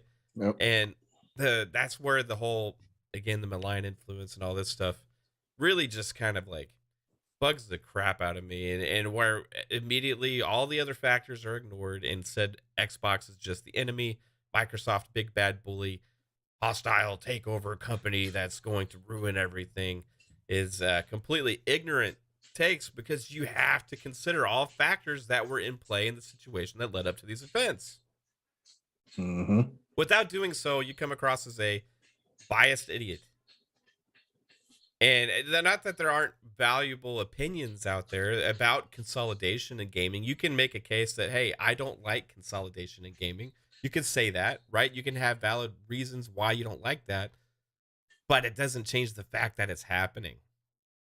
And it's happening from somebody, whether you like it or not, because the space is that large now. As soon as the entire entertainment industry started going this direction, Spotify, Netflix, and all these things started being successful, and it changed the way we consume entertainment, consuming media, the gaming space was going to eventually be headed for the same destination. The only thing that they had to do to wait for it to happen was technology to catch up. And that's You know here. what? You know, just going off the other companies, let's be real. If one of them will have somehow got Activision Blizzard, those are the companies you need to be worried about, because what would be a reason for, again, let's just use Call of Duty because that's the big name. What would be a reason of Call of Duty being on a PlayStation? What would be a reason of Call of Duty being on Xbox? There would be zero benefit for any of those companies. Right? Zero benefit. So therefore, that would have been a wrap. That would have been an issue that people don't even think about. That would have been it. You got these two consoles and you can't even play your favorite game on there anymore. You know, things like that. Like, people don't think about stuff like that, and that's okay. You don't have to think about it, because you know you probably don't care. To be honest, you just want to see your team win, which is a lot of people's PlayStation. But like I said, that's just what I was saying overall with Sony making this deal happen. You know, and I think somebody in the comments was saying that Activision Blizzard actually went to somebody else first. Yeah, they went to EA. They considered doing some type of merger with EA, and they went to Facebook. I knew about Facebook, but okay. They were approached EA. actually. So what happened was, this Wall Street Journal article had come out. Because of all the downward spiral of the stocks, the Activision Blizzard, because of the trouble that their business was in, because of all of this legal matters and lawsuits and all these things from workplace culture and stuff like that, right? Their stocks were plummeting, and Wall Street Journal came out with an article back then that said they were creating a situation where they are actually susceptible potentially to a hostile takeover. Right. After that, they were approached by Tencent. This is according to reports. And they had already potentially been weighing all options, knowing the inevitability of the future of gaming and where it's headed in the future, not being able to sustain their own weight with their amount of devs that they have, and being able to, that's why they keep pumping out Call of Duty, because that's their big money maker. That's what they were doing to stay sustainable, right? They needed a big tech company to come in and save them from themselves, right? And especially now when they got in this situation. So they were approached by Tencent. Luckily, they just didn't be like, okay, let's do something. You know, they went out and they approached Facebook, and then they approached Microsoft. Yeah. So, could you imagine? That, like I said, that would have been it. Like, there would have been no more Call of Duty for PlayStation, Xbox, or whatever your favorite Activision game is. You know, Blizzard not on console like that, or period. But Activision wise, that would have been it. Like, the end of 2023, that would have been your last Call of Duty you would have been playing on your Xbox or PlayStation. If anything, you need to probably worry about Warzone and what they're gonna do with that. you Right. know, if that would have been the case, because that's their moneymaker right now. You know, you're free to play, that's your moneymaker. But that's what I'm saying. Like, I'm not, and I have to say this, I'm not making Microsoft out to be the hero, you know. Yeah. I'm not, It's in their best interest, right?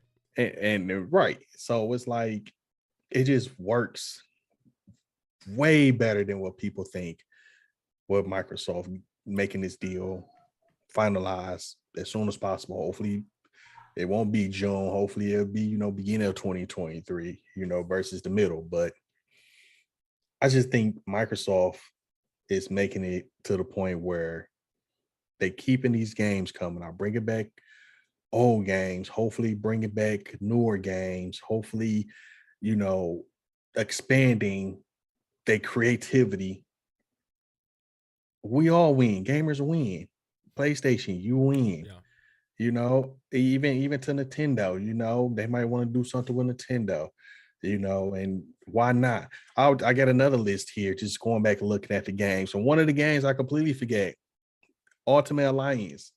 They just came out a couple years ago on Nintendo only, Yeah. Ultimate Alliance 3, but it's like that was it.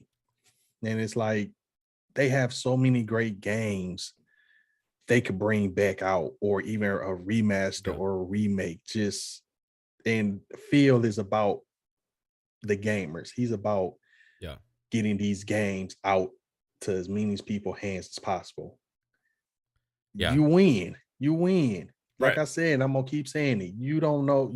One of these games could be your next favorite game if it hit Game Pass, because you are Does it most likely to matter try it. which mega corporation is cutting the check as long as the games are good and better and there's That's more it. variety? You know, That's it, and that's what it's about. Like I said, if it would have went to any other company besides Sony or Xbox, Sony or Microsoft, it would have been a wrap. Yo, that's it. We're done. Log into Facebook, and if you want to play Call of Duty, period. Yeah. You know, go get an Amazon stick if you want to play Call of Duty. Or what's the worst case scenario? You go get an Xbox and you save money.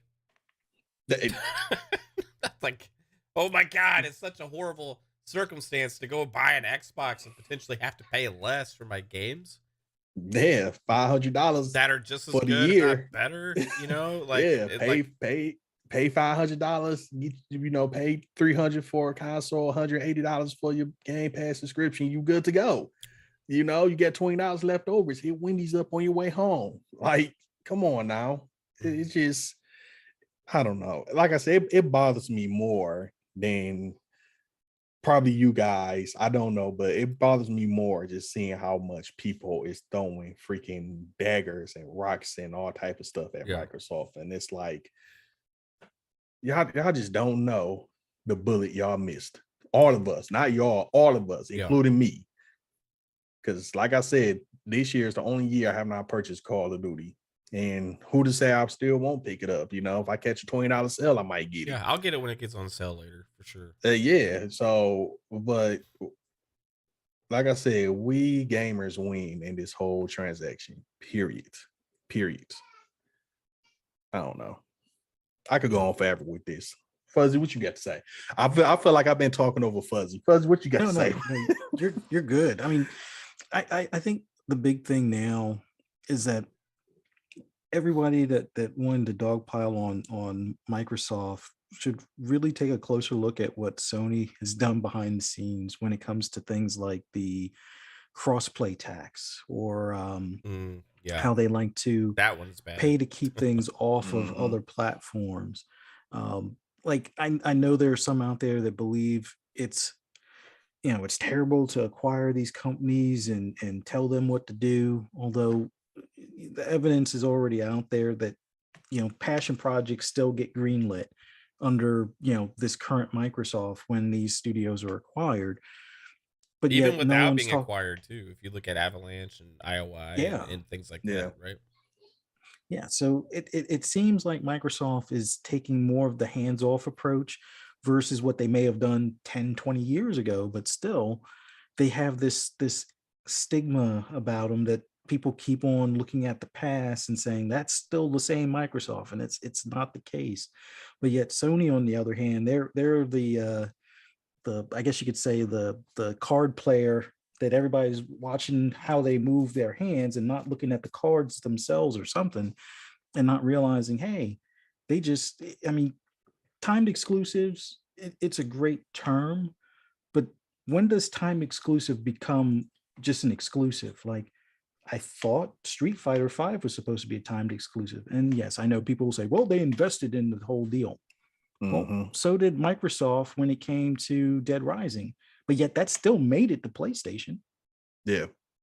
So what goes on there? You're looking at Final Fantasy, timed exclusive.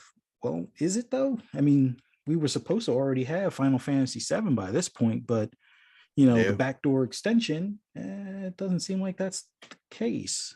So it's like, they never seen the Final Fantasy 14. You need type of conversation come up with that one. Yeah. and it's probably never going to reach, you know, the Xbox platform at this point. I mean, right now, Square's having its own problems as far as servers and whatnot. But I mean, I think a lot of this is just, we need to look at the potential out of this whole deal. And I think the potential, like we've talked about a few of the games from their library that they could bring back. I mean, just imagine either Gun or True Crimes coming back in some form. Well, a lot of people are talking about, oh, Take Two. Who needs Take Two if you have something that will rival their games, especially when they're not making their games like on the regular cadence that they used to. But I mean, to bring back some of those titles, to at least have a similar genre out there with their own spin to it. I mean, Fuzzy, like, think about, like I said, I have another list of all the games Activision have made. I mean, I would love to play a freaking Transformer game on these consoles or PC. Like, could you imagine? Oh yeah. Could you imagine? Was it High Moon that did the early ones, like the Cybertron ones? Yep. So it's like, if they bring that back, I mean, sure, it's a licensing deal, but hey, if anybody can swing that deal, I would say Microsoft right now would be in a good position to do so. And just the amount of advancement we have from last gen to this gen, and have that type of game built on, you know, towards this generation of tech would be awesome. I can't imagine that being a bad thing in any way, shape, or form. Like, there's just so much potential, and I don't think it gets mentioned enough. I mean, we kind of talk around it a bit as far as like how, you know, Phil is definitely, you know, shown his enthusiasm for the Xbox brand, but having a CEO or having someone head a division that's an actual gamer, it's like, that's it. When you have an enthusiast in the hobby that they're trying to sell us, that's it. It's a definite win, in the sense that he may not think exactly like all of us, because as gamers, we're all going to, you know, have our own niches of games that we love and whatnot, but to at least have somebody that understands what it means to bring some of these titles back, or to have, you know, that nostalgic feel from certain games, whether it's the exact ones we want to play or not, somebody that's going to, you know, green light this stuff or understand why it's important to green light it is phenomenal. And it's not to say Jim Ryan, him not being a gamer, is a bad thing. Him being a businessman is a good thing for Sony, because he's going to find a way for them to maneuver through being in this deficit financially, as far as their spending account or wallet, let's say. So he's going to be able to come up with ways for them to creatively find different means to continue to be the competitive or at the top of the leaderboard as far as overall sales and whatnot. So him being a businessman is a good thing for them, but having a gamer that's rebuilding a brand that was, you know, only 5 studios a few years ago, now to like 38-ish range. I mean, not even including all the teams. I mean, it's a great step in the right direction. I just hope people realize, like, when they look back at this, it's like, we all talk about like the crash of the 80s or so when ET was just like that game put out in like 2 months type of thing. Well, it was a little bit different than that, but you know, the crash of the 80s and then how Nintendo brought things back and, you know, whatnot. I think this is one Death of of those the historic Sega moments. as well, right? Like that was Yeah. huge. Yeah. So it's like, I think this is going to be one of those historic moments as far as gaming where we look back and it's like, this is the way, this is the way, basically. This is the way it should have been from get-go or something to that effect with these changes. And there's always going to be changes that we like and some changes that we don't like. But I think in the overall, I can't imagine a better approach on this. Like we've talked about some of the other potential actors out there. None of them, I think, would have a positive result for us gamers. Like, and none of those companies are run or have well, they do have some people that are gaming enthusiasts mixed in them. Like I know former PlayStation and Xbox employees are working over at Amazon. And that's another thing. It's like Google flinched at the 7.5 billion. They didn't, but Amazon hasn't flinched yet at the 70 billion being spent. So there's more in the future as far as Amazon laying their or not just sticking their toe in it, but sticking their whole foot in the door as far as the gaming space. I don't think Amazon's gonna just like play around. I think they're trying to learn, right? Yeah. On the fly here. They did New World. I don't know how it's doing now. It did have a decently successful launch, right? So we're gonna see where that goes. But and even to that, because you know, like y'all was saying, you know, maybe Amazon need to buy, you know, Sony, and it's like I think it'll work best if potentially a partnership than a purchase. So Amazon could potentially learn the way of gaming, you know, than just a flat out purchase type deal. I think that would make more sense than just because we are loose with the word purchase, acquire, go buy it. Yeah. You know, and it's like, but it needs to make sense, you know. So I think a partnership, Sony, Amazon, that will work could out. Amazon just buy Sony outright? They could if Sony wanted they to sell. could, yeah, if they want to sell. But even to that, think about, and I mean, I'm not. We know Amazon get the bread. They get the bank. Let's be real, you know. And they could cash that check and not lose an ounce of sleep, you know. But in long term, think about how much time it would take to get that money back. Yeah. And then start making a profit off of it, you know. Well, Amazon is good at being a disruptor, and they have a knack for coming in and taking over distribution. So I think the big thing is it would be beneficial on both sides if Amazon were to either partner or acquire Sony, because look at Amazon Prime as far as the streaming service. Before we even get into the shipping and all that stuff, just the streaming service alone, Sony still wants to be able to distribute their movies and make money off of their movies, whether it be through a streaming service or whatnot. What was weird is they removed that from the PS5 store. Like exactly. Why? You know, why did Sony remove their movies and TVs off of the storefront on the PlayStation? I think they just didn't have the right means or the right, I guess, avenue to distribute the movies. Because like gamers, I guess at the time weren't really focused on doing that since they had already had a Netflix subscription. So they weren't looking to necessarily buy the movies when they're just renting them through Netflix already. So I think if they made something where you're renting and buying the movies or have the potential to buy the movies, which I'm kind of surprised Netflix doesn't do this themselves, especially considering their own series. Why not do like a Game Pass where you can rent or have the subscription service, but if you really like this movie or you really like this collection or series, you can buy it and own the digital version in HD or whatever. Well, they do sell physical versions of some of their stuff, right? But I think for Netflix, they don't care about selling digital versions. I think because their whole model is only through the subscription service for digital, right? Yeah. So for them, it's like we want everything to only live in the subscription service unless they're selling outside physically.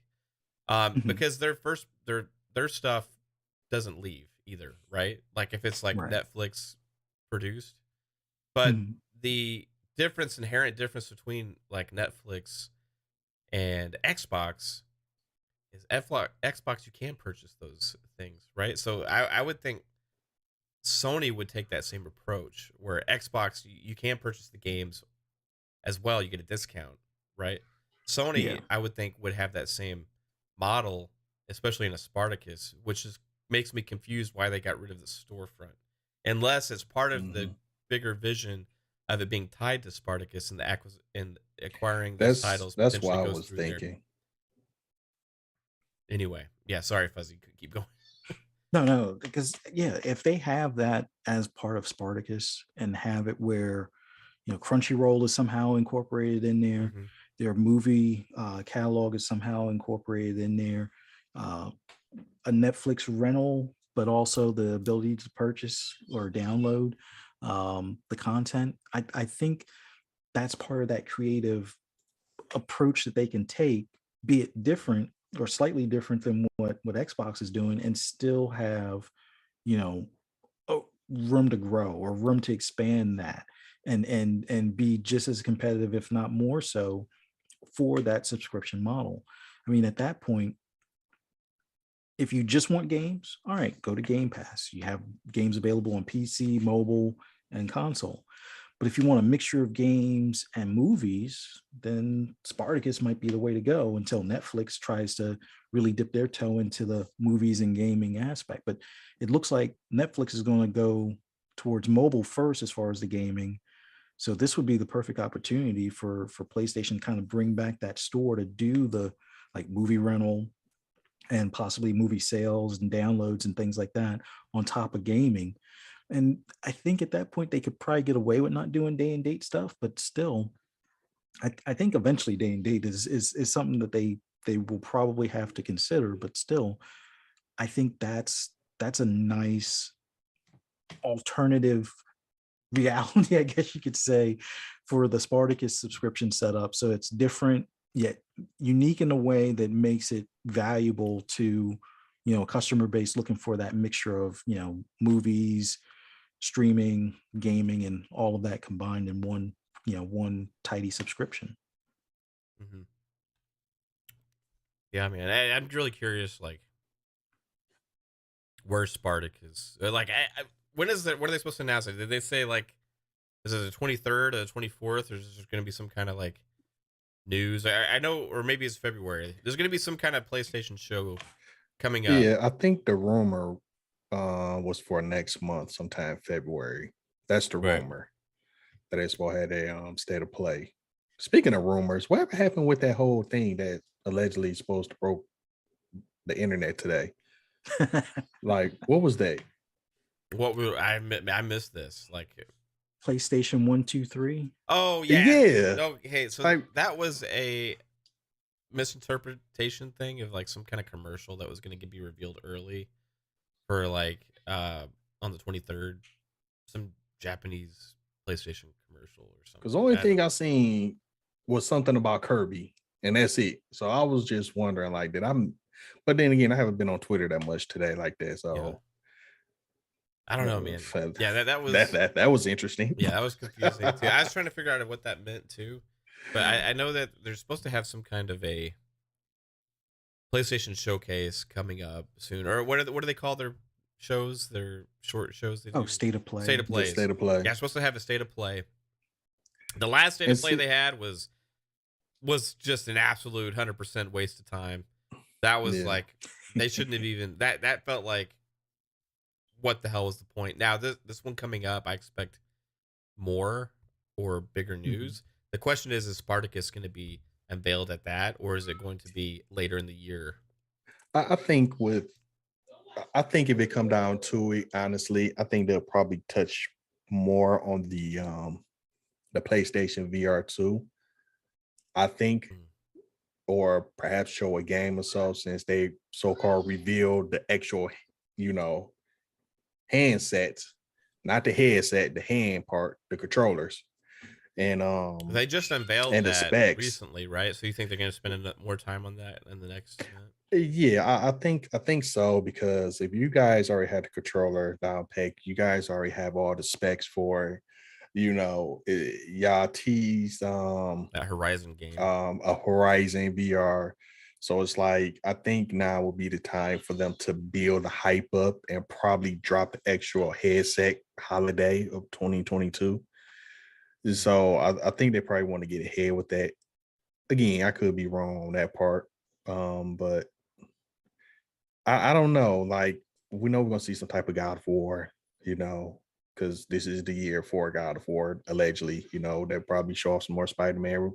I'm hoping for some Wolverine, but I think it's too early for that. So I don't think we'll get that. But I think if they really want to, get the conversation back in their court, I think they probably need to mention something with the VR right now, because Oculus had a hell of a year last year, holiday, and that right there showed how many people want a VR headset. So it's like, this would be the time to say, hey, well, we showed y'all the controller, we mentioned the game, let's go a little more in depth with it. Let's show another game, let's show how the headset look, or a special feature or stuff like that. Announce pre-orders. Yeah, pre-orders, we dropping it, September, like I say, getting ready for holidays, not November, drop it early, September, What's funny is, with all of this talk, Activision Blizzard, Call of Duty, all of these things, the one company that's really not being mentioned at all is Nintendo. What's that? They've created it wanted to be a FSP if we want to talk about Nintendo. Well, they've created their own like unique little bubble to where like they're impervious to any kind of like a thing affecting them. It's like, it feels like one of the largest game publishers in the world just getting acquired doesn't affect them whatsoever. It's so strange, right? Like they're so dependent on first party, and third party is like so inconsequential to what they do and everything. It's like, does it even matter? Like, hey, does this affect Nintendo at all? Like, and that's the thing right there. Hell, I want to be honest, Nintendo should go ahead and buy Sony, go ahead and buy PlayStation. If that's the case, if you want to be honest, they get it. They get it now. Come on.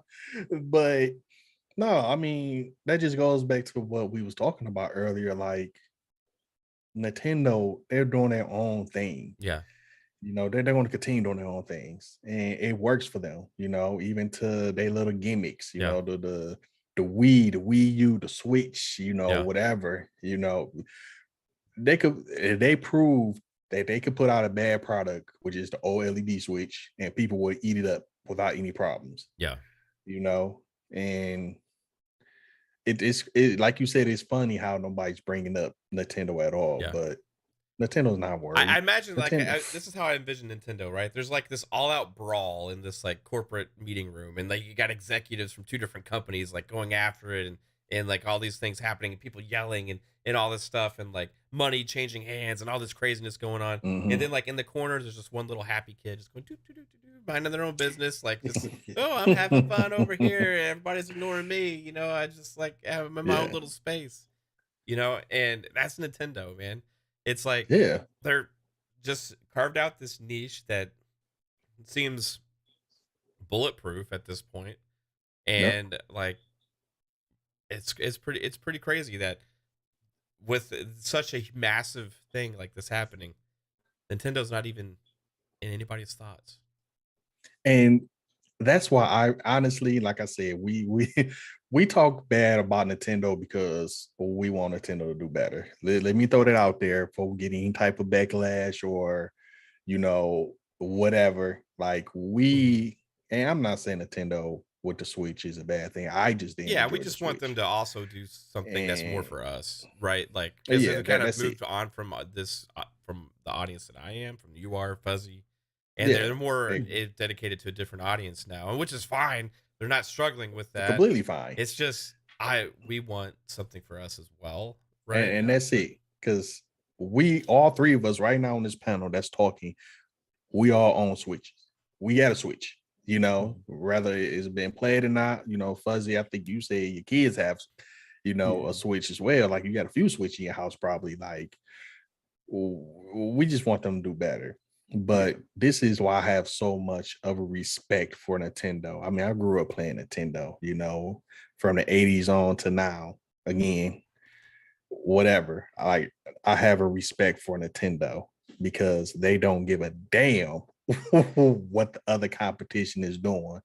They believe in something and they're gonna keep pushing what they believe in, and it's proven that it's working.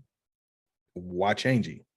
And that's why Microsoft is so successful now, because they stopped following the console war. They stopped following, you know, who console more beefier and whoever. It's just all about, well, what can we do to change the gaming and what can we do to make everybody a gamer? And that's what Microsoft is doing. They stopped trying to be a console war or console period for the most part at this point, because you could get, you know, cloud gaming just about everywhere as long as you have some decent internet.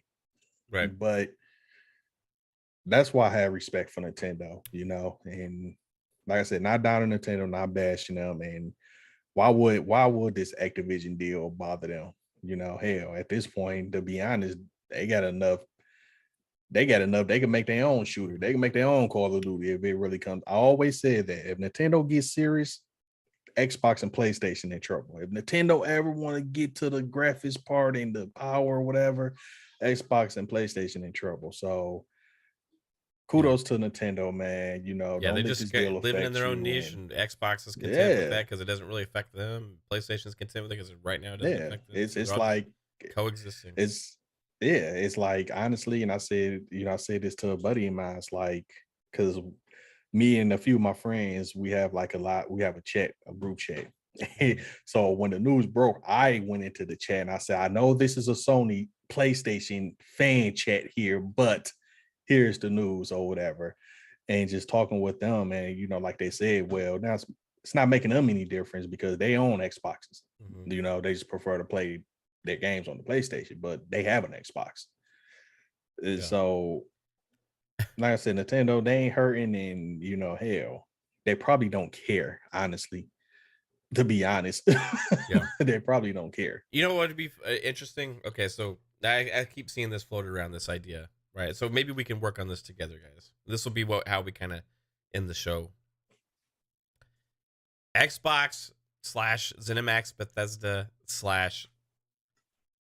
Activision Blizzard 2025 announce coming soon. Xbox Brawl, a game that is modeled after Super Smash Brothers, right? That big brawler that everybody wants. Now, I'm going to run down a list of IP that Xbox has acquired with this Activision and Blizzard deal once it goes through. I have not vetted this list. This comes from videogameschronicle.com. Blur, Caesar, Call of Duty, Candy Crush, Crash Bandicoot, Diablo. All right, so Diablo, could you imagine, like, what's the old guy's name? Like Deckard Cain.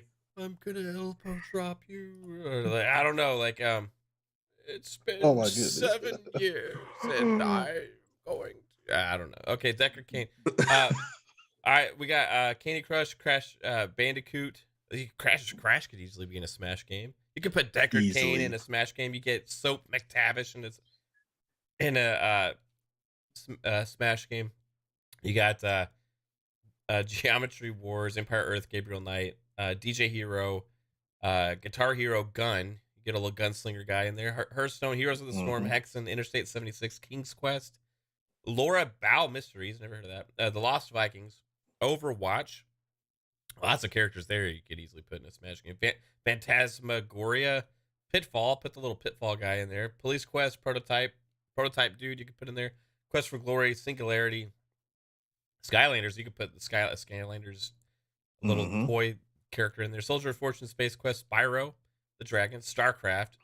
This says they own Tenchu. I don't know. Time Shift. How about Tony Hawk? Put Tony Hawk in that Smash game. True Crime, World of Warcraft, and Zork. So then you also got Battletoads and You know, you got all the Xbox and The Max chief Bethesda himself. guys. Who would y'all want to see like fill out this roster? Oof. I kind of want, and I've been saying this even when people bring up Killer Instinct. I kind of want some of the people from Bleeding Edge. Like they had a cool guitar character or guitar playing character, as well as a, like, I guess you can say kind of like a guy that was more of like a ninja, where he would basically be able to disappear and do almost like a whirlwind katana cut type of combat. I would love to see at least those two players from Bleeding Edge make it into like a Smash Brothers type game if Xbox was to use any of the IPs within their current, you know, staple. Doom Guy, obviously. Master Chief, obviously.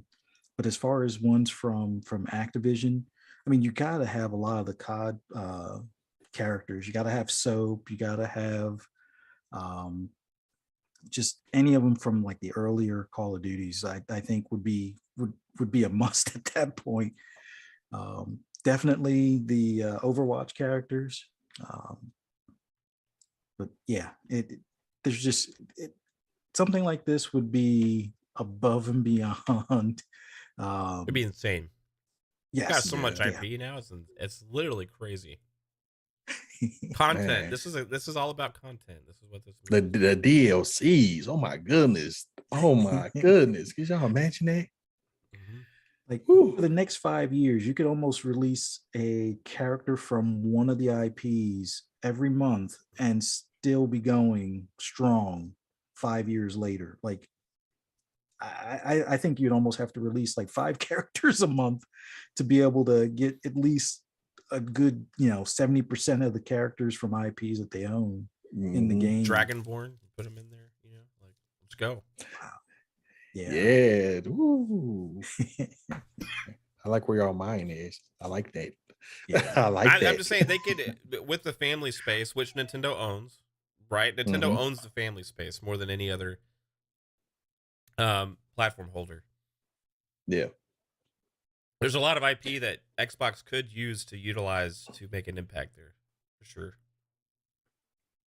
Crash, Spyro. I was just about to say that.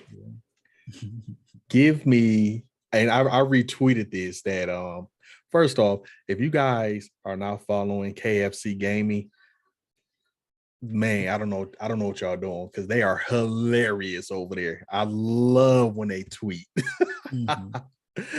Which get me to their troll companies and stuff. It's crazy. Troll companies left and right, boy. But they made a tweet, which is going off to what I'm about to say. Could y'all imagine Spyro, Crash Bandicoot fighting blow for blow? Banjo mix them in there too. Can y'all imagine all this going down on Nuketown map? Call of Duty Nuketown? Could y'all imagine that? That's what KFC did. The KFC had a picture of Master Chief. Yeah, it was Master Chief standing at the end of the shift looking at Nuketown, and it said a new fighter has entered. Like, yeah, but it's true. Like, could you imagine a fighting game and we just do it? Could you imagine Tony Hawk jumping off the bus in cars doing combos on Nuketown on you? It's just amazing. It's crazy. I love it. He put a gun in Tony Hawk's hands, and he's just sitting there. Yeah, just let him go at it. Tony Hawk crossover with Call of Duty. That's coming next month with DLC. We're gonna monetize the ass out of this. Let's go. Absolutely. And people will riding buy a Battletoads skateboard. There you go, baby. There you go. People will buy it. People will eat that up. Yeah, the crossover potential is limitless. It's true. It's true. It's insane, dude. Hey, I want to give a shout out to Rodney Coots. Appreciate you joining the channel membership, dude. Welcome to the Speculators. Appreciate that. Everybody else in the chat, man, we've had a lot of fun with this discussion. Thank you all for being here so much. I appreciate each and every one of you, whether you're listening live, participating in the chat, listening after the fact on Google Podcast, Spotify, or Apple Podcasts, or wherever you digest fun speculation. Appreciate everyone here. So, but yeah, we're running over like 2 hours here now, so I guess we'll go ahead and get out of here, guys. And this is going to be a long, ongoing discussion for throughout the year, and with different aspects coming to light. You could spend a whole show talking about Battle.net. You know, you could spend a whole show talking about Blizzard IPs. StarCraft looks like it's coming back, according to Micah Ford's little smiley face tweet that he made. So many interesting aspects to all of this. But I want to thank you guys for being here.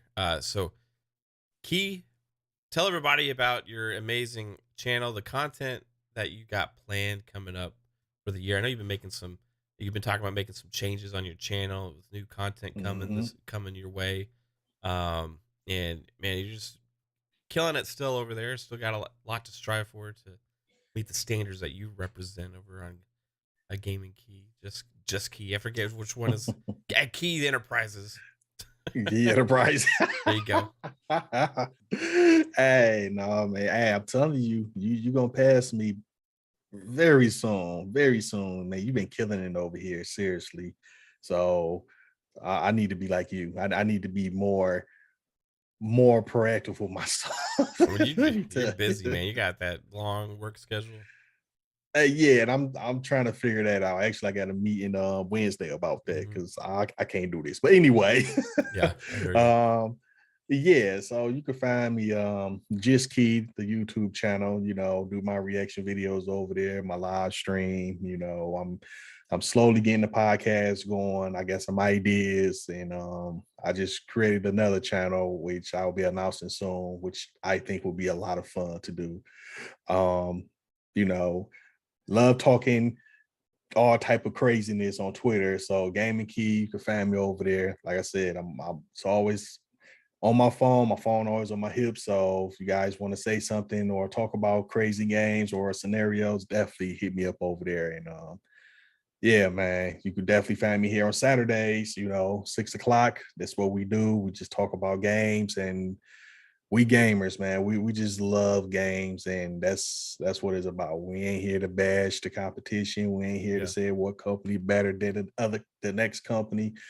At the end of the day, we gamers. So you could definitely find me here. And yeah, so Mad, Fuzzy, y'all too.